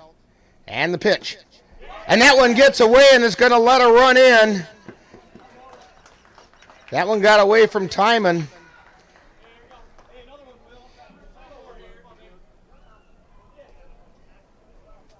And the Rivermen put a run on the board. Runners at second and third now. Tyler Gray at third. Blake Logering at second. 1 ball, 2 strikes to Petrosky. And here's the pitch. Swung on and fouled back.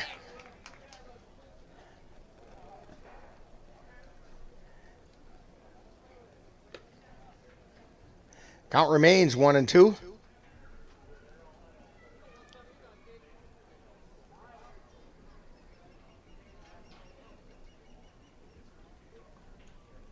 Hesselman's pitch. Swung on and missed, strike 3.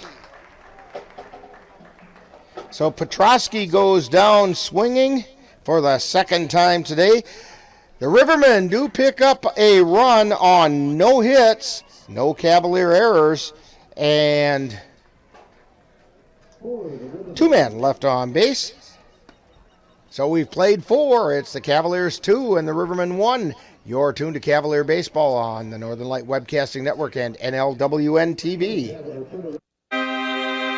If your estate is not looking quite estate-like, let Midwest Environmental Consultants Landscape Design and Construction Team bring your estate up to snuff.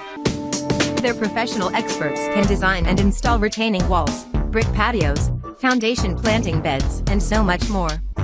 Call Midwest Environmental Consultants at 715-586-1302. Let Midwest Environmental Consultants help make your estate the showplace of the neighborhood.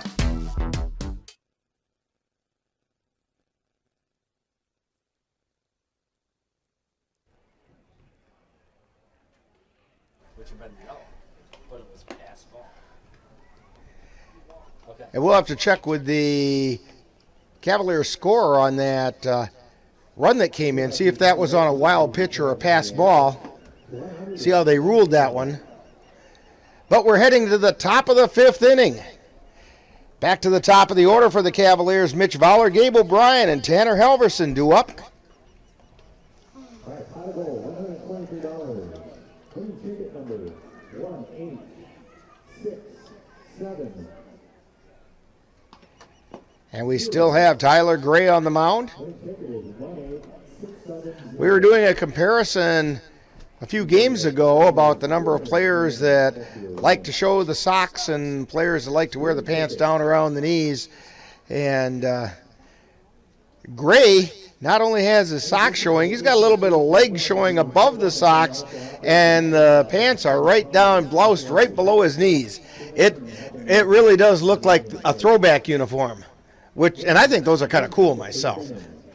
But he's the only one out there for the Rivermen that are showing the socks.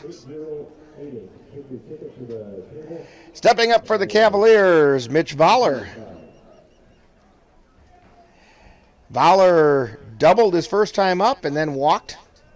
Then he got picked off.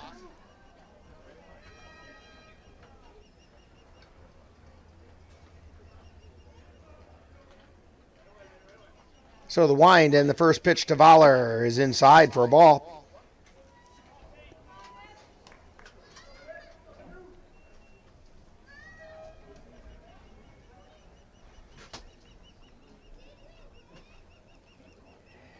The wind and the pitch. Outside. Oh, they called it a strike on that outside corner. That's what I get. I just got done saying an inning or two ago, I've got to wait on that umpire because he likes that outside corner. Sure, when I don't wait, he calls it a strike. Here's the pitch. Inside. Ball 2. You know what, Dan? I think he did that he probably heard me say it was outside and called it a strike. 2 balls, 1 strike. And the 2-1 pitch. Swing and miss, strike 2.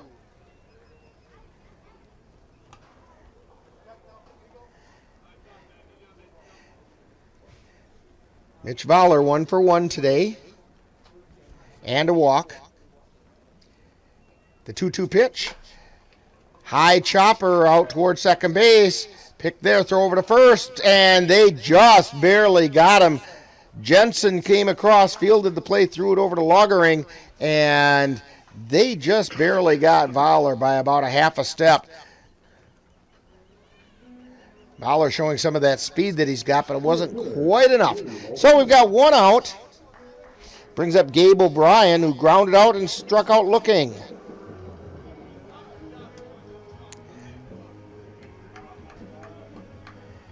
Gabe O'Brien kind of due. Here's the wind and the pitch. Outside.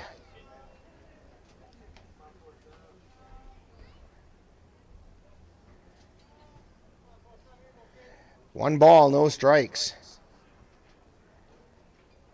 And the 1-0 pitch.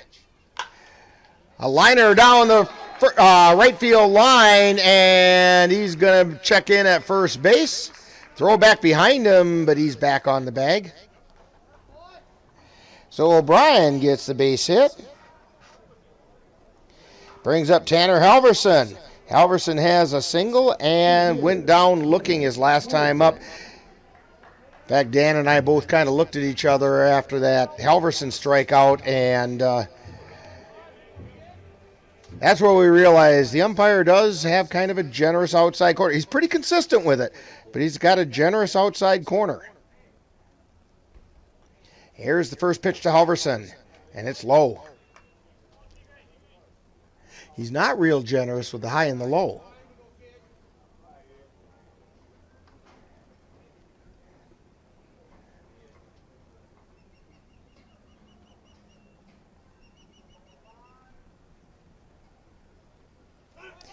Swing and a foul tip back into the glove, but no, it's swing and a miss they're going to call it because a stolen base goes for Gabe O'Brien.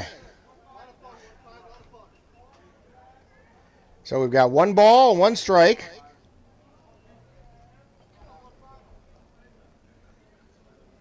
One out.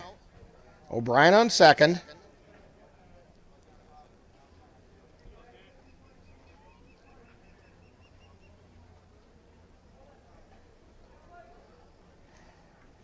And pop foul off the right side.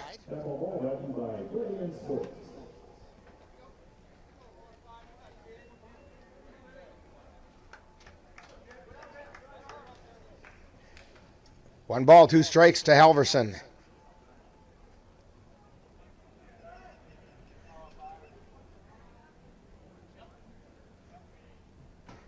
Gray at the belt. And the pitch is outside. 2 balls, 2 strikes.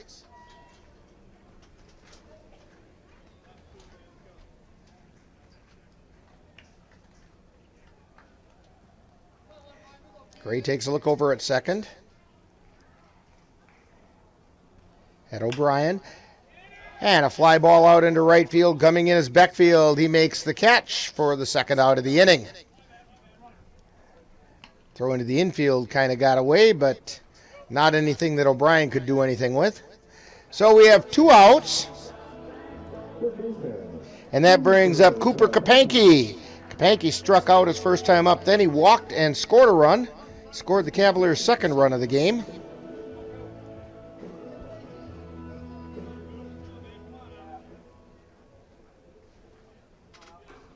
Infield playing back.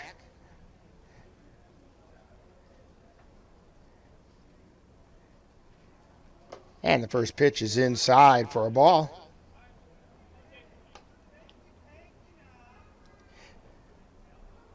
Timing on deck. If Kapanke gets on.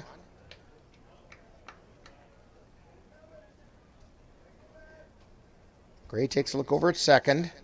Swing and a miss for a strike.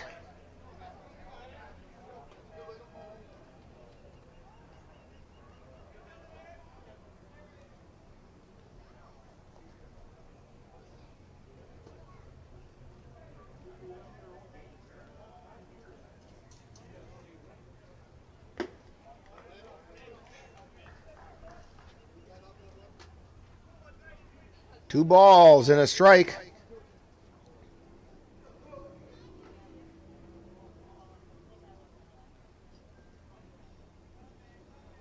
Gray looks over to O'Brien at second.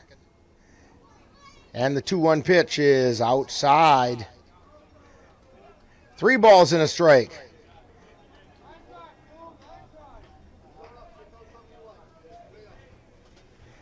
It's a hitter's pitch for Kapanke. Gray at the belt. The 3-1 pitch. Called strike over the inside corner. And the count is full with 2 outs. Runner on second.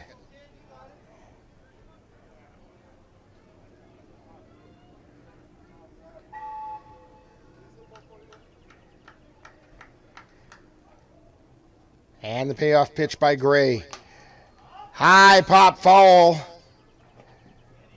Neese over to make the catch, and he does make the catch. And that'll do it for the Cavaliers in the top half of the 5th inning. No runs on a hit, no errors, 1 left. And after 4 1/2, it's Cavaliers 2, Rivermen 1. You're tuned to Cavalier Baseball on the Northern Light Webcasting Network and NLWN-TV. Today I'm going to talk to you about physics. Come on in, girls. Let's go.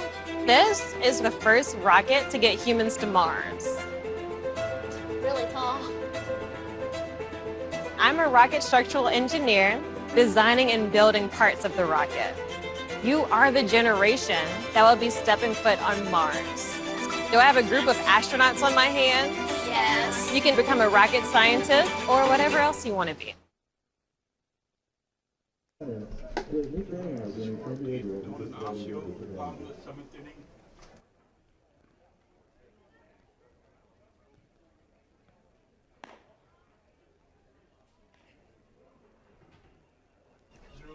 And we're back here at Carson Park. We have a score update for you in a real interesting matchup. It's pitting the Chippewa Lumberjacks against the Osseo Wolves down in Osseo, and they've gotten to the 7th inning with no score. It's a definite pitcher's duel. Levi Schaller pitching for the Lumberjacks. Betcher is pitching for the Merchants, and nothing's happened on the bases. We kind of have a pitcher's duel going on here. 2-1, Cavaliers on top as we go to the bottom of the 5th inning. We're going to start out with Michael Beckfield for the Rivermen. He grounded to second his first time up, and then we'll go back to the top of the order.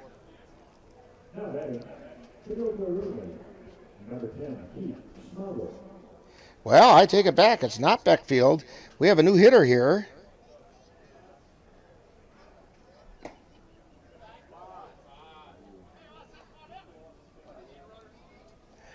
And we have Keith Smazel.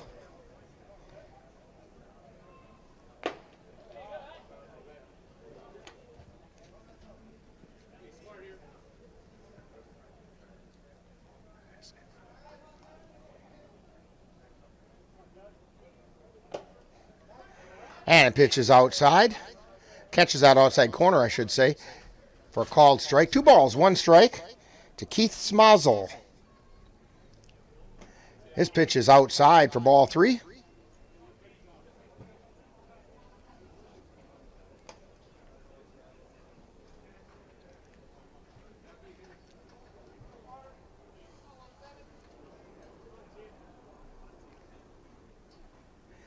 And the pitch is outside for ball 4. So Smazel draws the walk.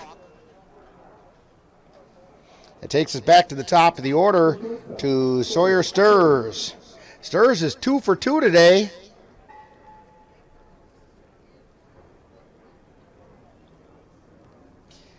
Single to center, single to left.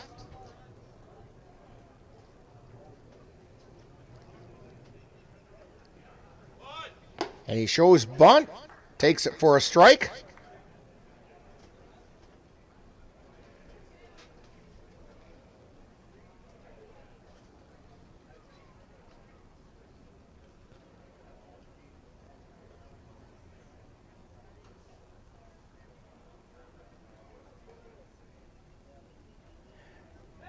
Throw over to first. Back in plenty of time is Smazel. Nobody out. 1 on. And the pitch to Sturz shows bunt again. This one's a little bit high for a ball. One of the strategies pitchers use if it's a bunting situation like that is keep that ball up. Causes the bunter to pop the ball into the air. Especially if they have something like a bunt and run on. 1 ball, 1 strike. Shows bunt again. This one he lays down over to Hesselman. Throw over to first. Pogo has it. So that's 1 out. A sacrifice is completed by Sturz.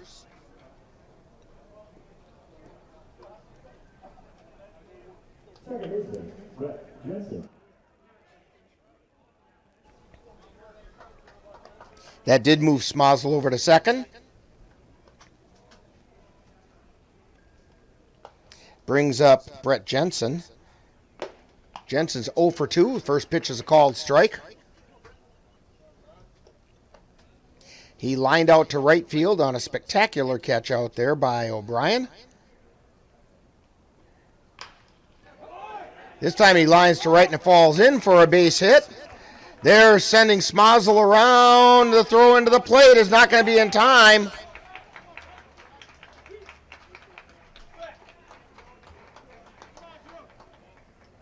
So the run scores and we're all tied.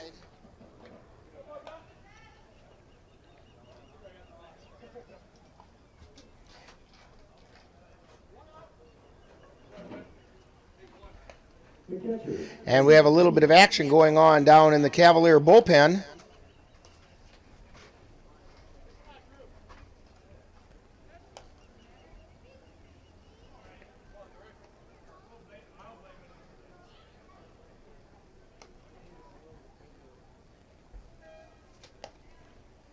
Trying to catch the number who's down there. A soft liner and a great catch made by Jackson Vance going back out into the outfield. That was Andy Neese lining out to Jackson Vance at shortstop. So there are now 2 outs. Runner at first. Carson Sokup singled and grounded to the short. His 2 times up.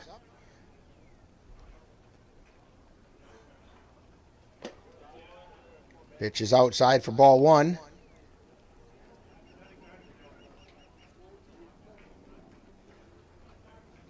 That's Ethan Kelberg warming up down in the bullpen for the Cavs.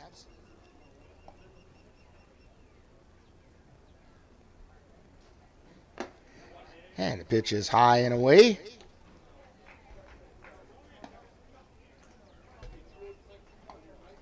Two balls, no strikes.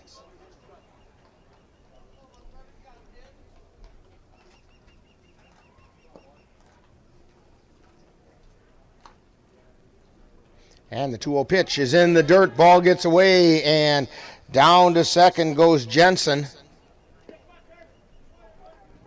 Bounced right in front of Timon. Couldn't quite control it. So the go-ahead run is now sitting on second for the Rivermen with 2 outs. Carson Sokup at the plate. And the pitch is called strike. 3 balls, 1 strike.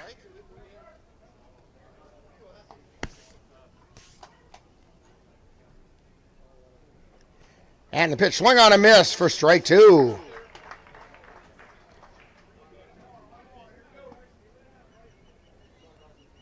Full count now to Carson Sokup with 2 outs. Go ahead run on second. That's in the person of Brett Jensen. And the pitch fouled off on the left side.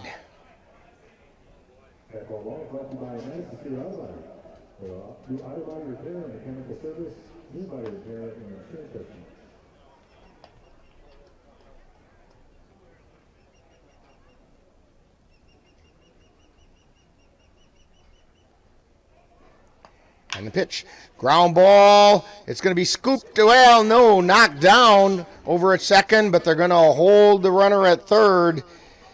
That's going to be an infield hit to Sokup. And Ryan Page making a trip out to the mound. We have runners on the corner. Having a chat with Hesselman. He hasn't taken the ball from him yet.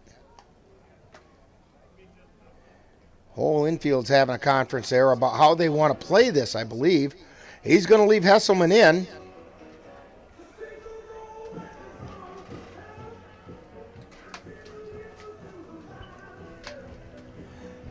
Two down, runners on the corners. That brings up Alec Johnson. Alec struck out looking and walked. He did score a run. Go-ahead run is now on third.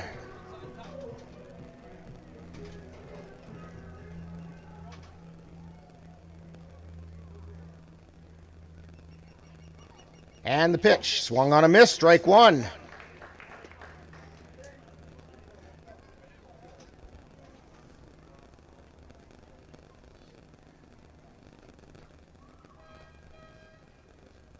And the pitch, fly ball out into left center field. It's going to fall in. A run comes in.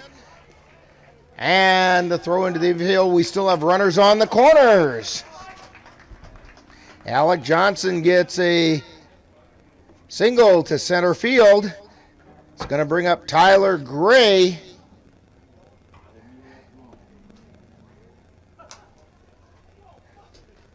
Jensen came in to score, and we've got a pitching change going to happen here.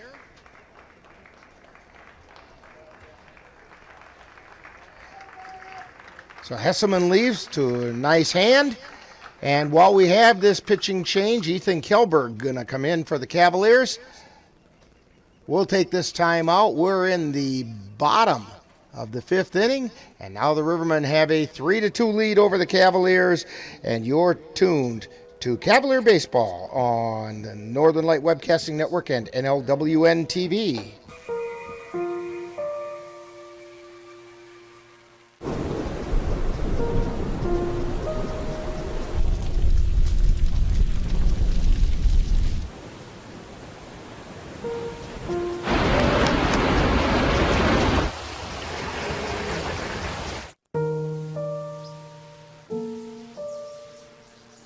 Don't wait. Communicate. Make your emergency plan today.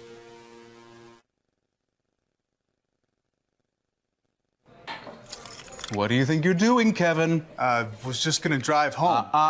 There are several warning signs present that you shouldn't be driving. Like hearing voices? Like your text-to-emoji ratio? Oh man, the selfies. Selfies, nailed it. We all have warning signs that let us know that we're probably not okay to drive. Mine is pretending to be your subconscious. Craig, come on man, let's split a ride home.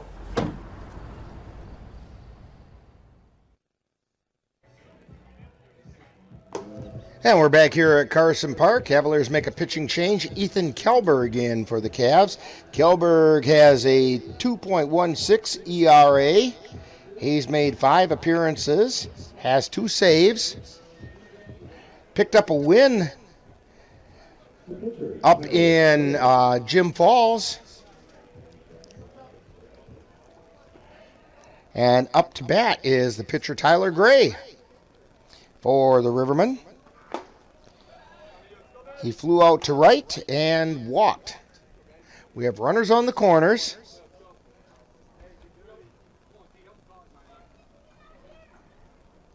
Sokup is on third, Johnson on first. And the pitch to Gray is over the outside corner for a strike. 1 ball, 1 strike.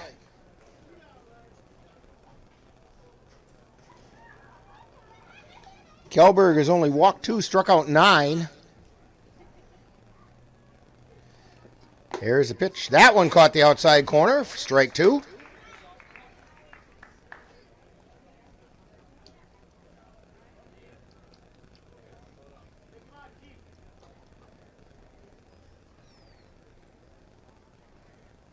And the pitch is outside.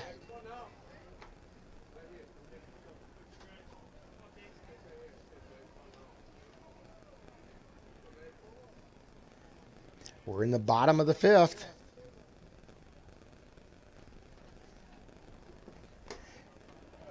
And the pitch is outside. The count goes full. We do have runners at the corners. 2 down.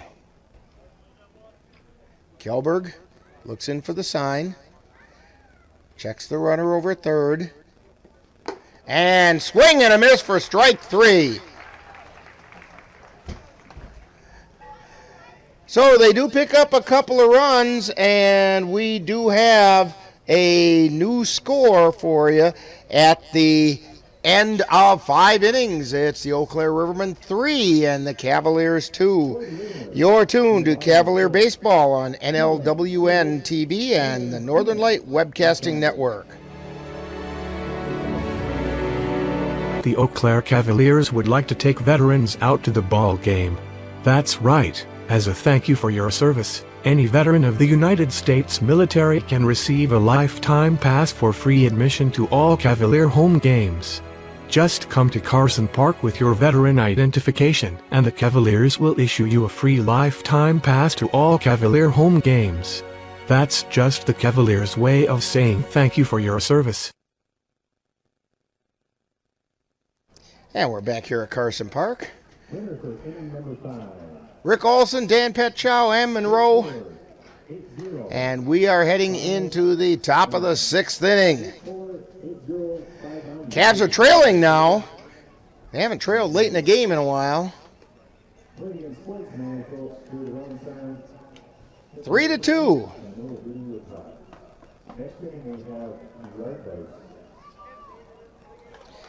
So coming up for the Cavaliers, we have Cole Timon, Anthony Pogodzinski, and Ethan Kjellberg.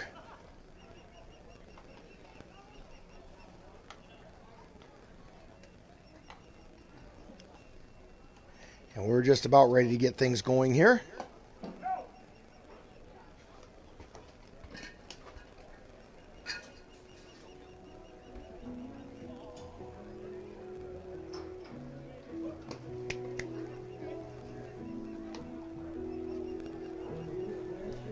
Off the top of the 6th for the Cavaliers, the catcher, Cole Timon.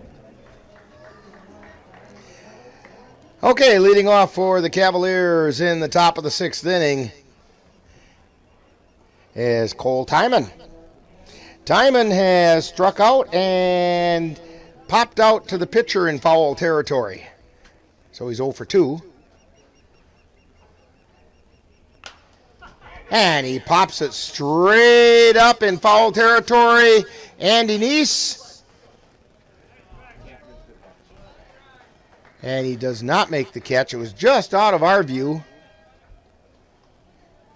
We can see almost everything here except what's right up against the screen. So, no balls and a strike to Timon.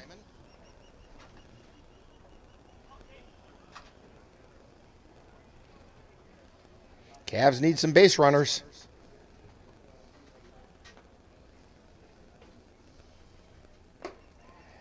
And the pitch is a called strike over the inside corner.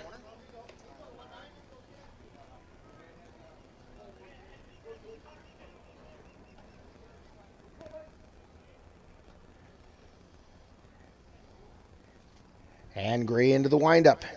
And the pitch outside.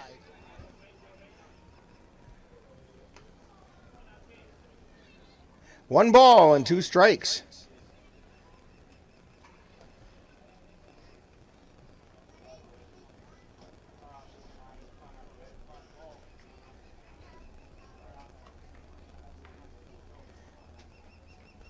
And the 1-2 pitch. Chopped out to shortstop. Throw over to first. Stirs to Loggering. And Timon goes down. That's going to bring up Anthony Pogodzinski, or Pogo. He is 2 for 2 today. He's got a single and a double. He singled to left. Hit the double to right center field. And he steps in.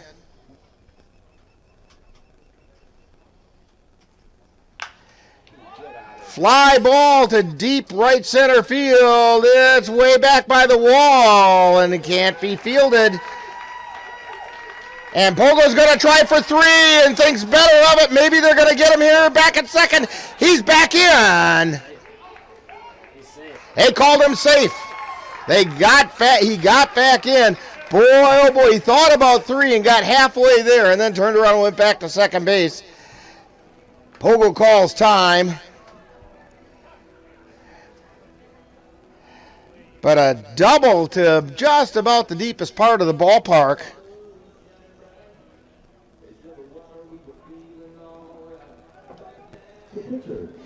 That's going to bring up Ethan Kelberg, who is now the pitcher.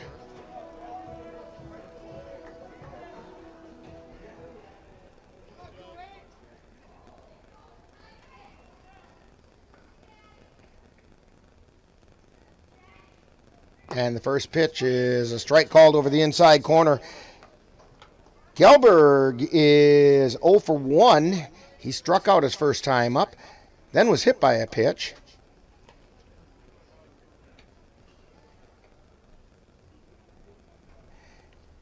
And the pitch is a chopper fielded by second baseman, slips a little bit, but makes the throw over to first. Jensen over to Logering, and it moves Pogodzinski over to third. That'll bring up Jackson Vance for the Cavaliers with 2 outs.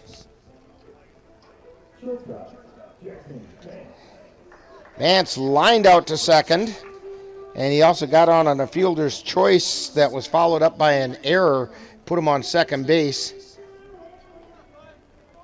Vance steps in. Came into the game hitting .308. High pop-up. Gray calls it and makes the catch, and the Cavaliers get nothing. So we have no runs, 1 hit, no errors, 1 man left on base, and we have played 5.5, and it's the Eau Claire Rivermen 3, Cavaliers 2. You're tuned to Cavalier Baseball on the Northern Light Webcasting Network and NLWN-TV.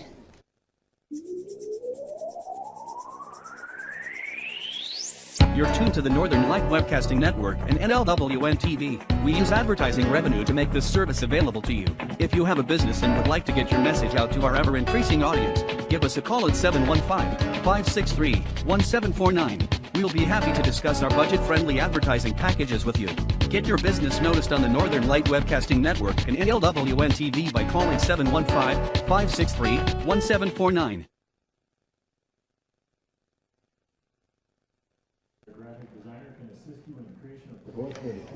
And we're back here at Carson Park. First game of 2.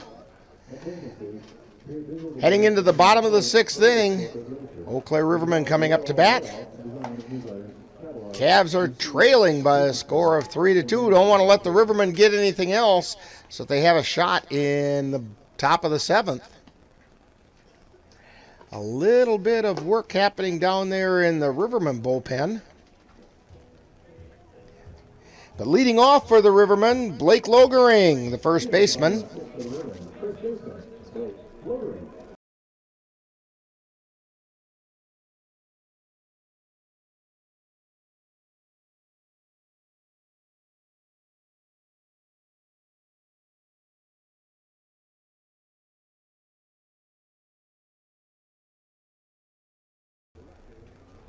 Ethan Kelberg on the mound. And a ground ball fielded by Jackson Vance. Throw over to first. Tough scoop by Pogo, but he makes it. And 1 out. That was a tough scoop. That's the second time Logering's grounded out to short. He's also walked. James Davis coming up now. He popped out to second and is struck out. And the first pitch is a swing and a miss for strike 1.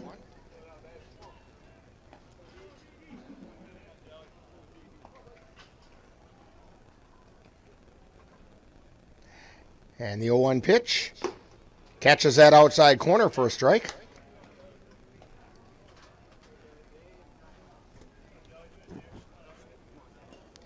No balls, 2 strikes.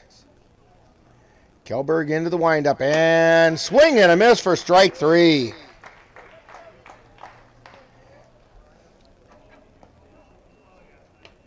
That'll bring up Will Petrosky. Petrosky is 0 for 2. He struck out both times up. 2 down, nobody on. First pitch is high and away, ball 1.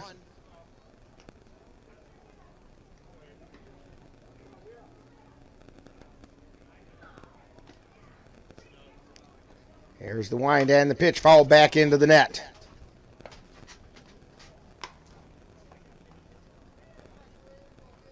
One ball, one strike.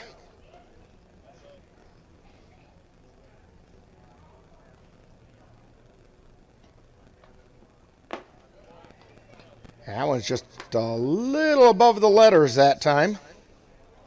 2 balls and a strike.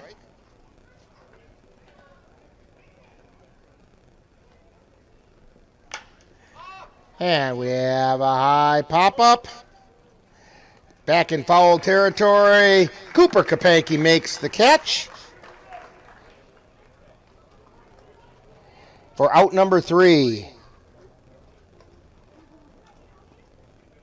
So, no runs, no hits, no errors, nobody left on base for the Rivermen. We're heading to the 7th. Last chance for the Cavaliers. Rivermen lead 3-2. You're tuned to Cavalier Baseball on NLWN-TV and the Northern Light Webcasting Network.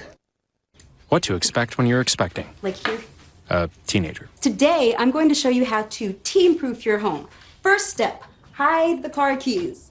Preferably somewhere they would never look. Challenges will come up. Be ready for them. Hi, honey. I'm ready for them. You don't use mannequins in the mannequin challenge. You don't have to know it all to be a perfect parent. Thousands of teens in foster care will love you just the same.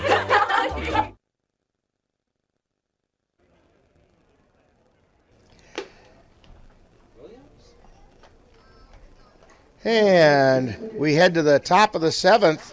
And leading off for the Cavaliers, we have a pinch hitter. Tyler Herman is going to be...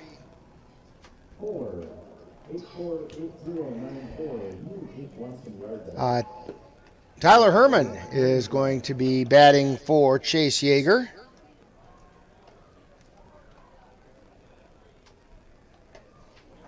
Yeager was 0 for 2. Herman comes into the game. Cavs need base runners. And Tyler Herman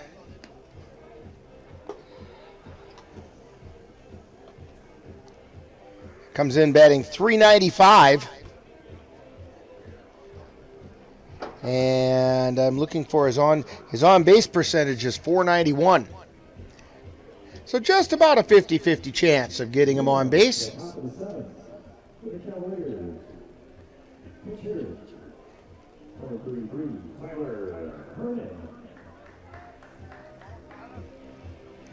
So Herman steps in.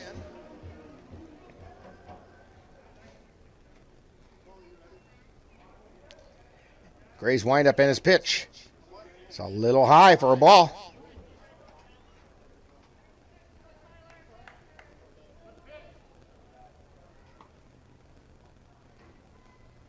Herman with an open stance. Gray with the windup and the pitch. That one caught the outside corner for a strike.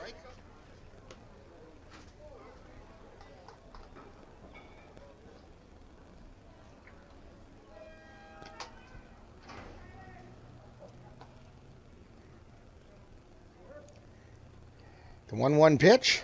And that one caught Tyler Herman right between the shoulder blades.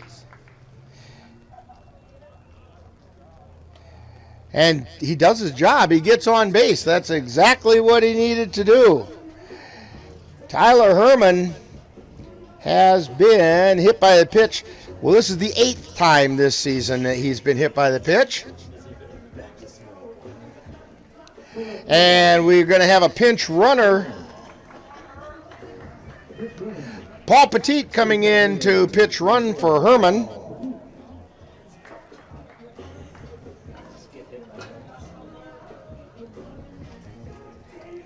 That takes us back to the top of the order for the Cavaliers. Mitch Voller.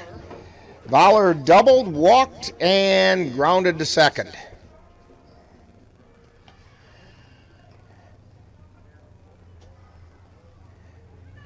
Gray at the belt.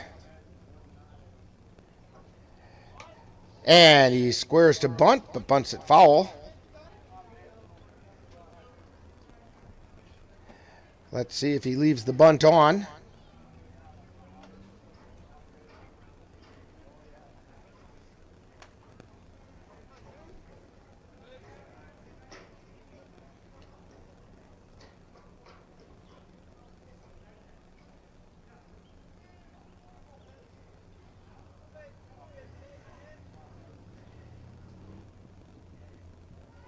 And here's the pitch. Takes the pitch, and Petit takes second. Bowler took ball one, and Paul Petit proceeded to take second base.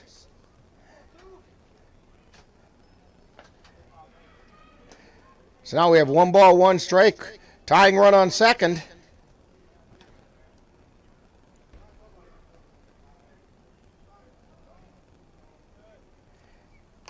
And again, we look for a bunt, pop foul, and Andy Neese can't quite catch it back in foul territory. He popped that straight up. That was a dangerous play. 1 ball, 2 strikes. I'm sure the bunt is probably taken off now.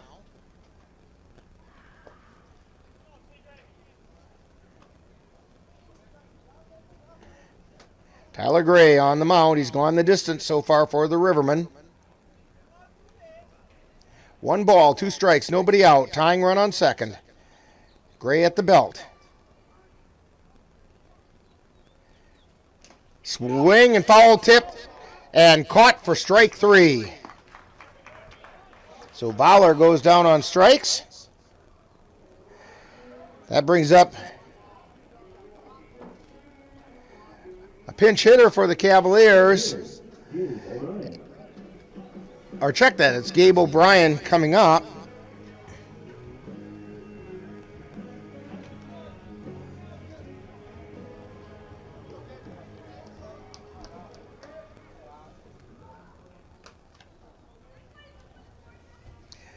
Gabe O'Brien at the plate.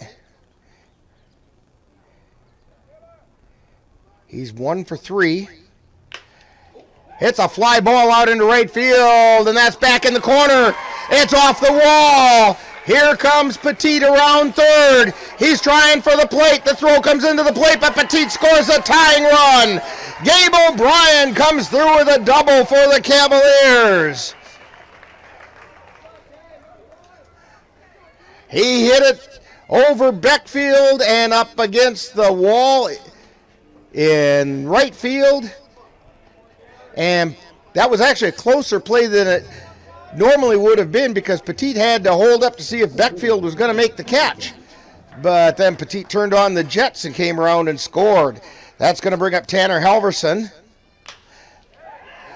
Long fly ball out into center field, and it's got Brett Johnson beat. And they're waving around. O'Brien comes in with a go-ahead run, and Petit checks in at third with a triple. Some real timely hitting for the Cavaliers this half inning. A double by O'Brien, a triple by Halverson. It all started with Tyler Herman getting hit by the pitch.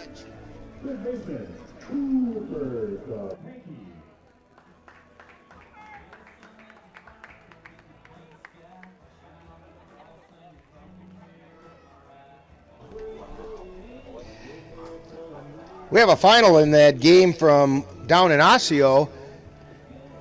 Osseo Merchants win that one 1-0. Betcher threw a complete game shutout. Long fly ball out into center field. That one's going to fall in. And another run. Halverson comes in to score. And that's Cooper Kapanke with a single to center field. And the Cavs take a 4-3 lead. That's going to bring up Cole Timon.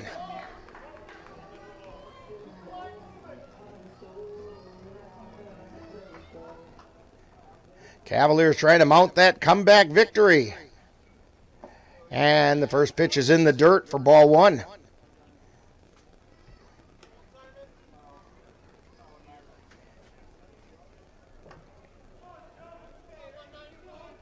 One out. 1 ball, no strikes. Kapanke with the lead. Foul back to the press box, just out of our reach.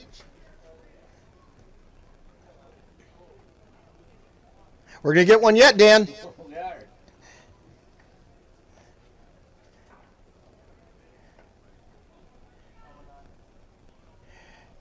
Timon steps back in. Count is 1-1. And the pitch. Fly ball out into right field. Beckfield coming in. He's under this one. Makes the catch. Throw to first. And Kapanke gets back in time. Kapanke took off on the pitch. And almost got hung out to dry on that. That brings up Anthony Pogodzinski, or Pogo. He's 3 for 3 today with a single and a pair of doubles.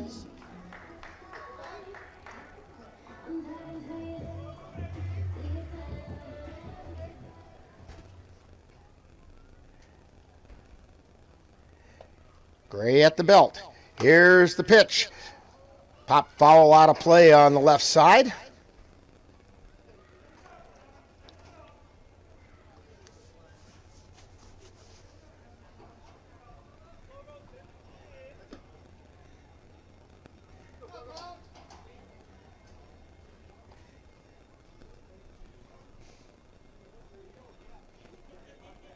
Here's the stretch and the pitch.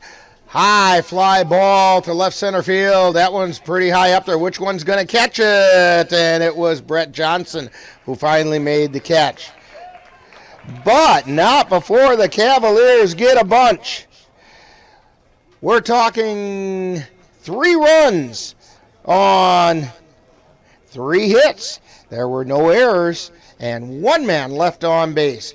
So we've played 6.5, and the Cavaliers are back on top, 5-3. You're tuned to Cavalier Baseball on the Northern Light Webcasting Network and NLWN-TV. NLWN-TV on Monday, June 28th, as we bring an NBHA Barrels and Poles event sponsored by the Wisconsin Girls Barrel Racing Association from the Double H Arena in Mondovi, Wisconsin. This event will be recorded on Saturday, June 26th. Our coverage will begin at 7 p.m. on Monday the 28th. NLWN-TV is your home for equestrian events in Wisconsin and Minnesota.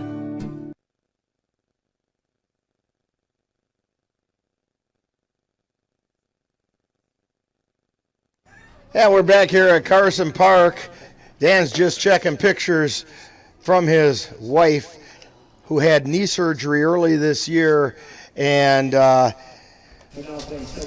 she has gotten clearance now to start riding horses again. It was almost a year here in about a month, and double knee surgery, and we are day 1 of riding horses again. And there was a picture of the saddle, and yeah, guess what she's doing today, Dan? Well, hopefully she's on top right now. Yes. Okay, we head to the bottom of the 7th inning. Cavaliers with a 2-run lead in this one, trying to maintain their perfect record. Trying to go to 11-0 in the CRBL North.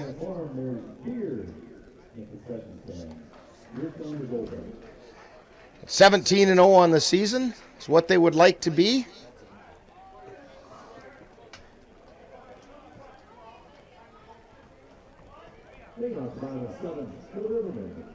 And we have a new pitcher on the mound for the Cavaliers, Chase Brudell.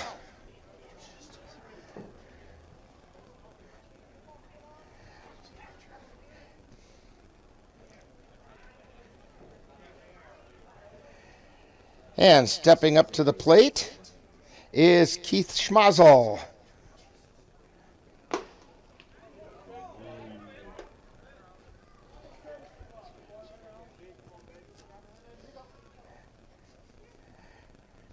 First pitch is outside for a ball.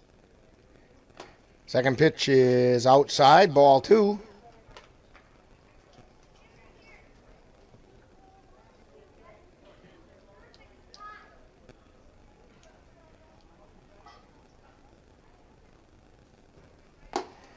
And the pitch is a called strike over the outside corner.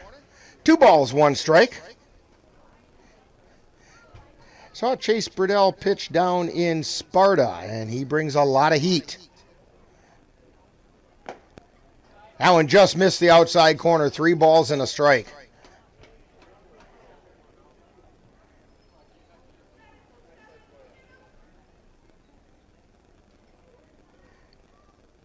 Burdell throws strictly from the stretch. And that one's a called strike right at the letters. Count is full. 3 balls, 2 strikes.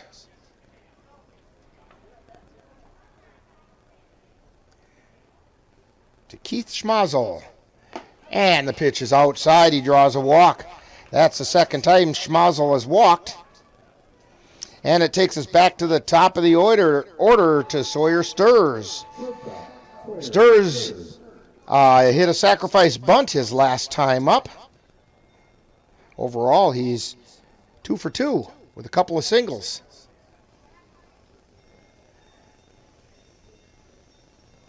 First pitch, called strike at the letters.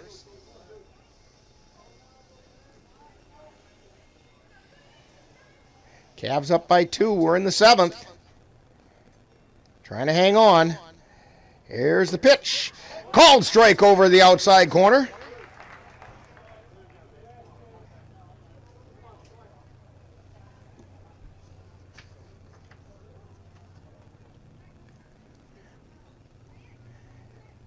Burdell's pitch. Ooh, just low, because it went right down the center of the plate. Burdell has a 0.00 ERA. He's made 2 appearances so far. Hitters have a 0.63 batting average against him. Swing and a miss, and hung on to by Cole Timon for the strikeout. That's going to bring up Brett Jensen. Jensen is 1 for 3. Last time up, he singled to right field and ended up scoring a run. Burdell has 7 strikeouts, 2 walks. I guess we'll make that 3 walks now. First pitch is a called strike. He's only given up 1 hit in his 5 innings of work. Oh, just a little bit low, evidently.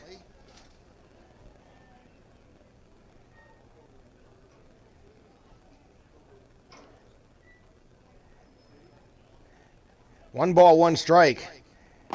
And the pitch is outside, ball 2.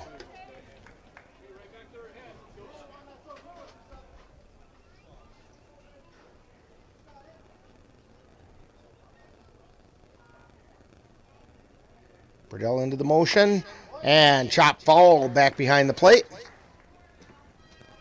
Count evens up at 2 balls, 2 strikes. We got 1 out. Runner on first. Brett Jensen at the plate. Andy Neese on deck.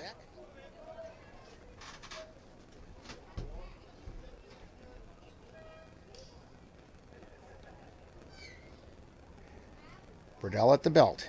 And the pitch. Ground ball to short. Jackson Vance with the play to second. Throw to first. Not in time. But they get 1. They get the lead runner. And Jensen gets on a fielder's choice. And brings up Andy Neese. With 2 outs. Neese represents the tying run. We have a runner on first. That's Brett Jensen.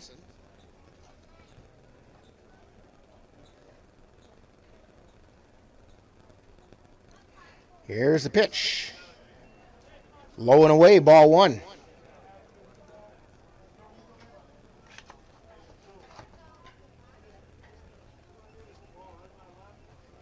Paul Petit is now playing second base for the Cavaliers. Here's the pitch. Liner out into right field. Right there to make the catch and end the game is O'Brien. So the Cavaliers do hang on to win. For the Rivermen, no runs on no hits, no errors, 1 left on base. So We've completed the first game of the doubleheader. Cavaliers win that one by a score of 6-3. Cavs get, or 5-3. Cavaliers get 5 runs on 9 hits. They committed 1 error, and the Rivermen 3 runs, 6 hits, 1 error. We'll be back with Talkin' Baseball right after this timeout. You're tuned to Cavalier Baseball on the Northern Light Webcasting Network and NLWN-TV.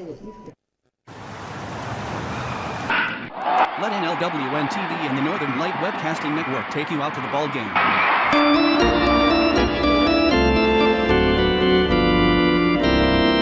Our next game will be on June 30th when the Cavaliers travel to Osseo to take on the Merchants from John Soini Field in Osseo. Live coverage on the Northern Light Webcasting Network audio service and on NLWN-TV begins with the In the Dugout show at 6:40 p.m. That's live Cavalier baseball on Wednesday, June 30th on the Northern Light Webcasting Network and NLWN-TV. You've been watching NLWN-TV's presentation of Eau Claire Cavalier baseball live on the Northern Light Webcasting Network. Stay tuned. Coming up next is Talkin' Baseball with a look back at today's game.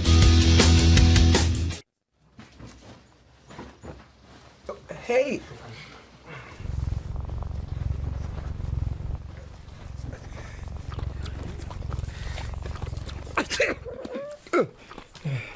Okay.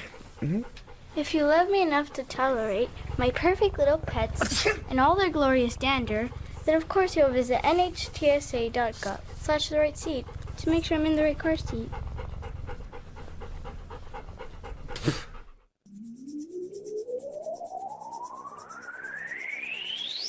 You're tuned to the Northern Light Webcasting Network and NLWN-TV. We use advertising revenue to make this service available to you. If you have a business and would like to get your message out to our ever-increasing audience, give us a call at 715-563-1749. We'll be happy to discuss our budget-friendly advertising packages with you. Get your business noticed on the Northern Light Webcasting Network and NLWN-TV by calling 715-563-1749.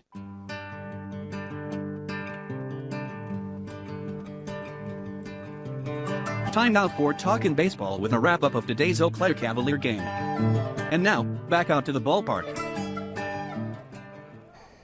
And we're back here at Carson Park. And with me right now is Ryan Page. And Ryan, that was a close one. Yeah, it was definitely a little closer than what we would like. But like I said, the Rivermen are a good team, so got a game that we thought we would have. And you do have it, but you had to do a little comeback action there. And you know, we've talked all season about how you guys have used some timely hitting, but when you get a double and a triple and a single back to back to back like that, that's timely hitting. Yeah, that was definitely huge. And Tyler Gray did a great job today. Really hats off to him, but in the end we were able to time him up there in the 7th inning. And do you think that maybe Hasselman might have stayed in an inning too long? Yeah, maybe I thought about that. The first time I went out to talk to him, I thought about pulling him right then, but he's just a gamer. So I'm fine with the decision, but like I said, in the end, it all worked out. And Ethan Kjellberg came in, got himself another win, and pitched pretty effectively. Yeah, he was good. He didn't want to come out in the 7th, but I wanted to get a lefty up and get him a different look. And Chase, he brings a lot of smoke, doesn't he? Yes, he does. Throws the ball pretty hard. Well, you're now 11-0 in the CRBL and 17-0 on the season, and we got another ball game to play. Beautiful blue sky. We got great weather. I don't know how you do this. You chase the rain away, and we've got beautiful day for baseball, and let's have another one. That's what we're going for. All right. We'll have more Talkin' Baseball right after this timeout. You're tuned to Talkin' Baseball on NLWN-TV and the Northern Light Webcasting Network.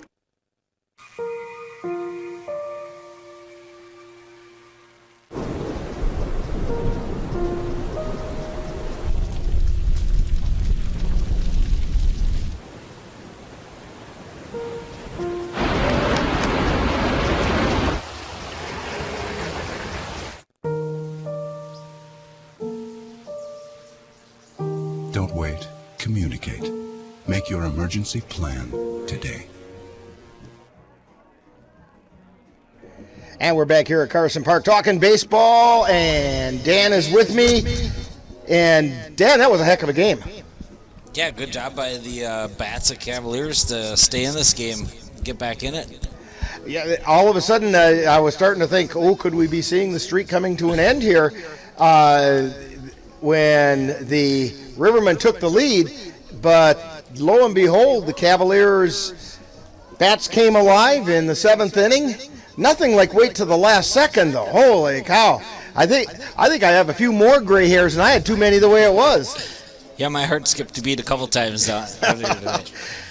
Well, I'll tell you what. Well, you know what, Dan? We got another one to do, so I'll tell you what. Let's take a bit of a between-game break, and we'll be back for Game 2 right after some between-games entertainment. You're tuned to Talkin' Baseball on the Northern Light Webcasting Network and NLWN-TV.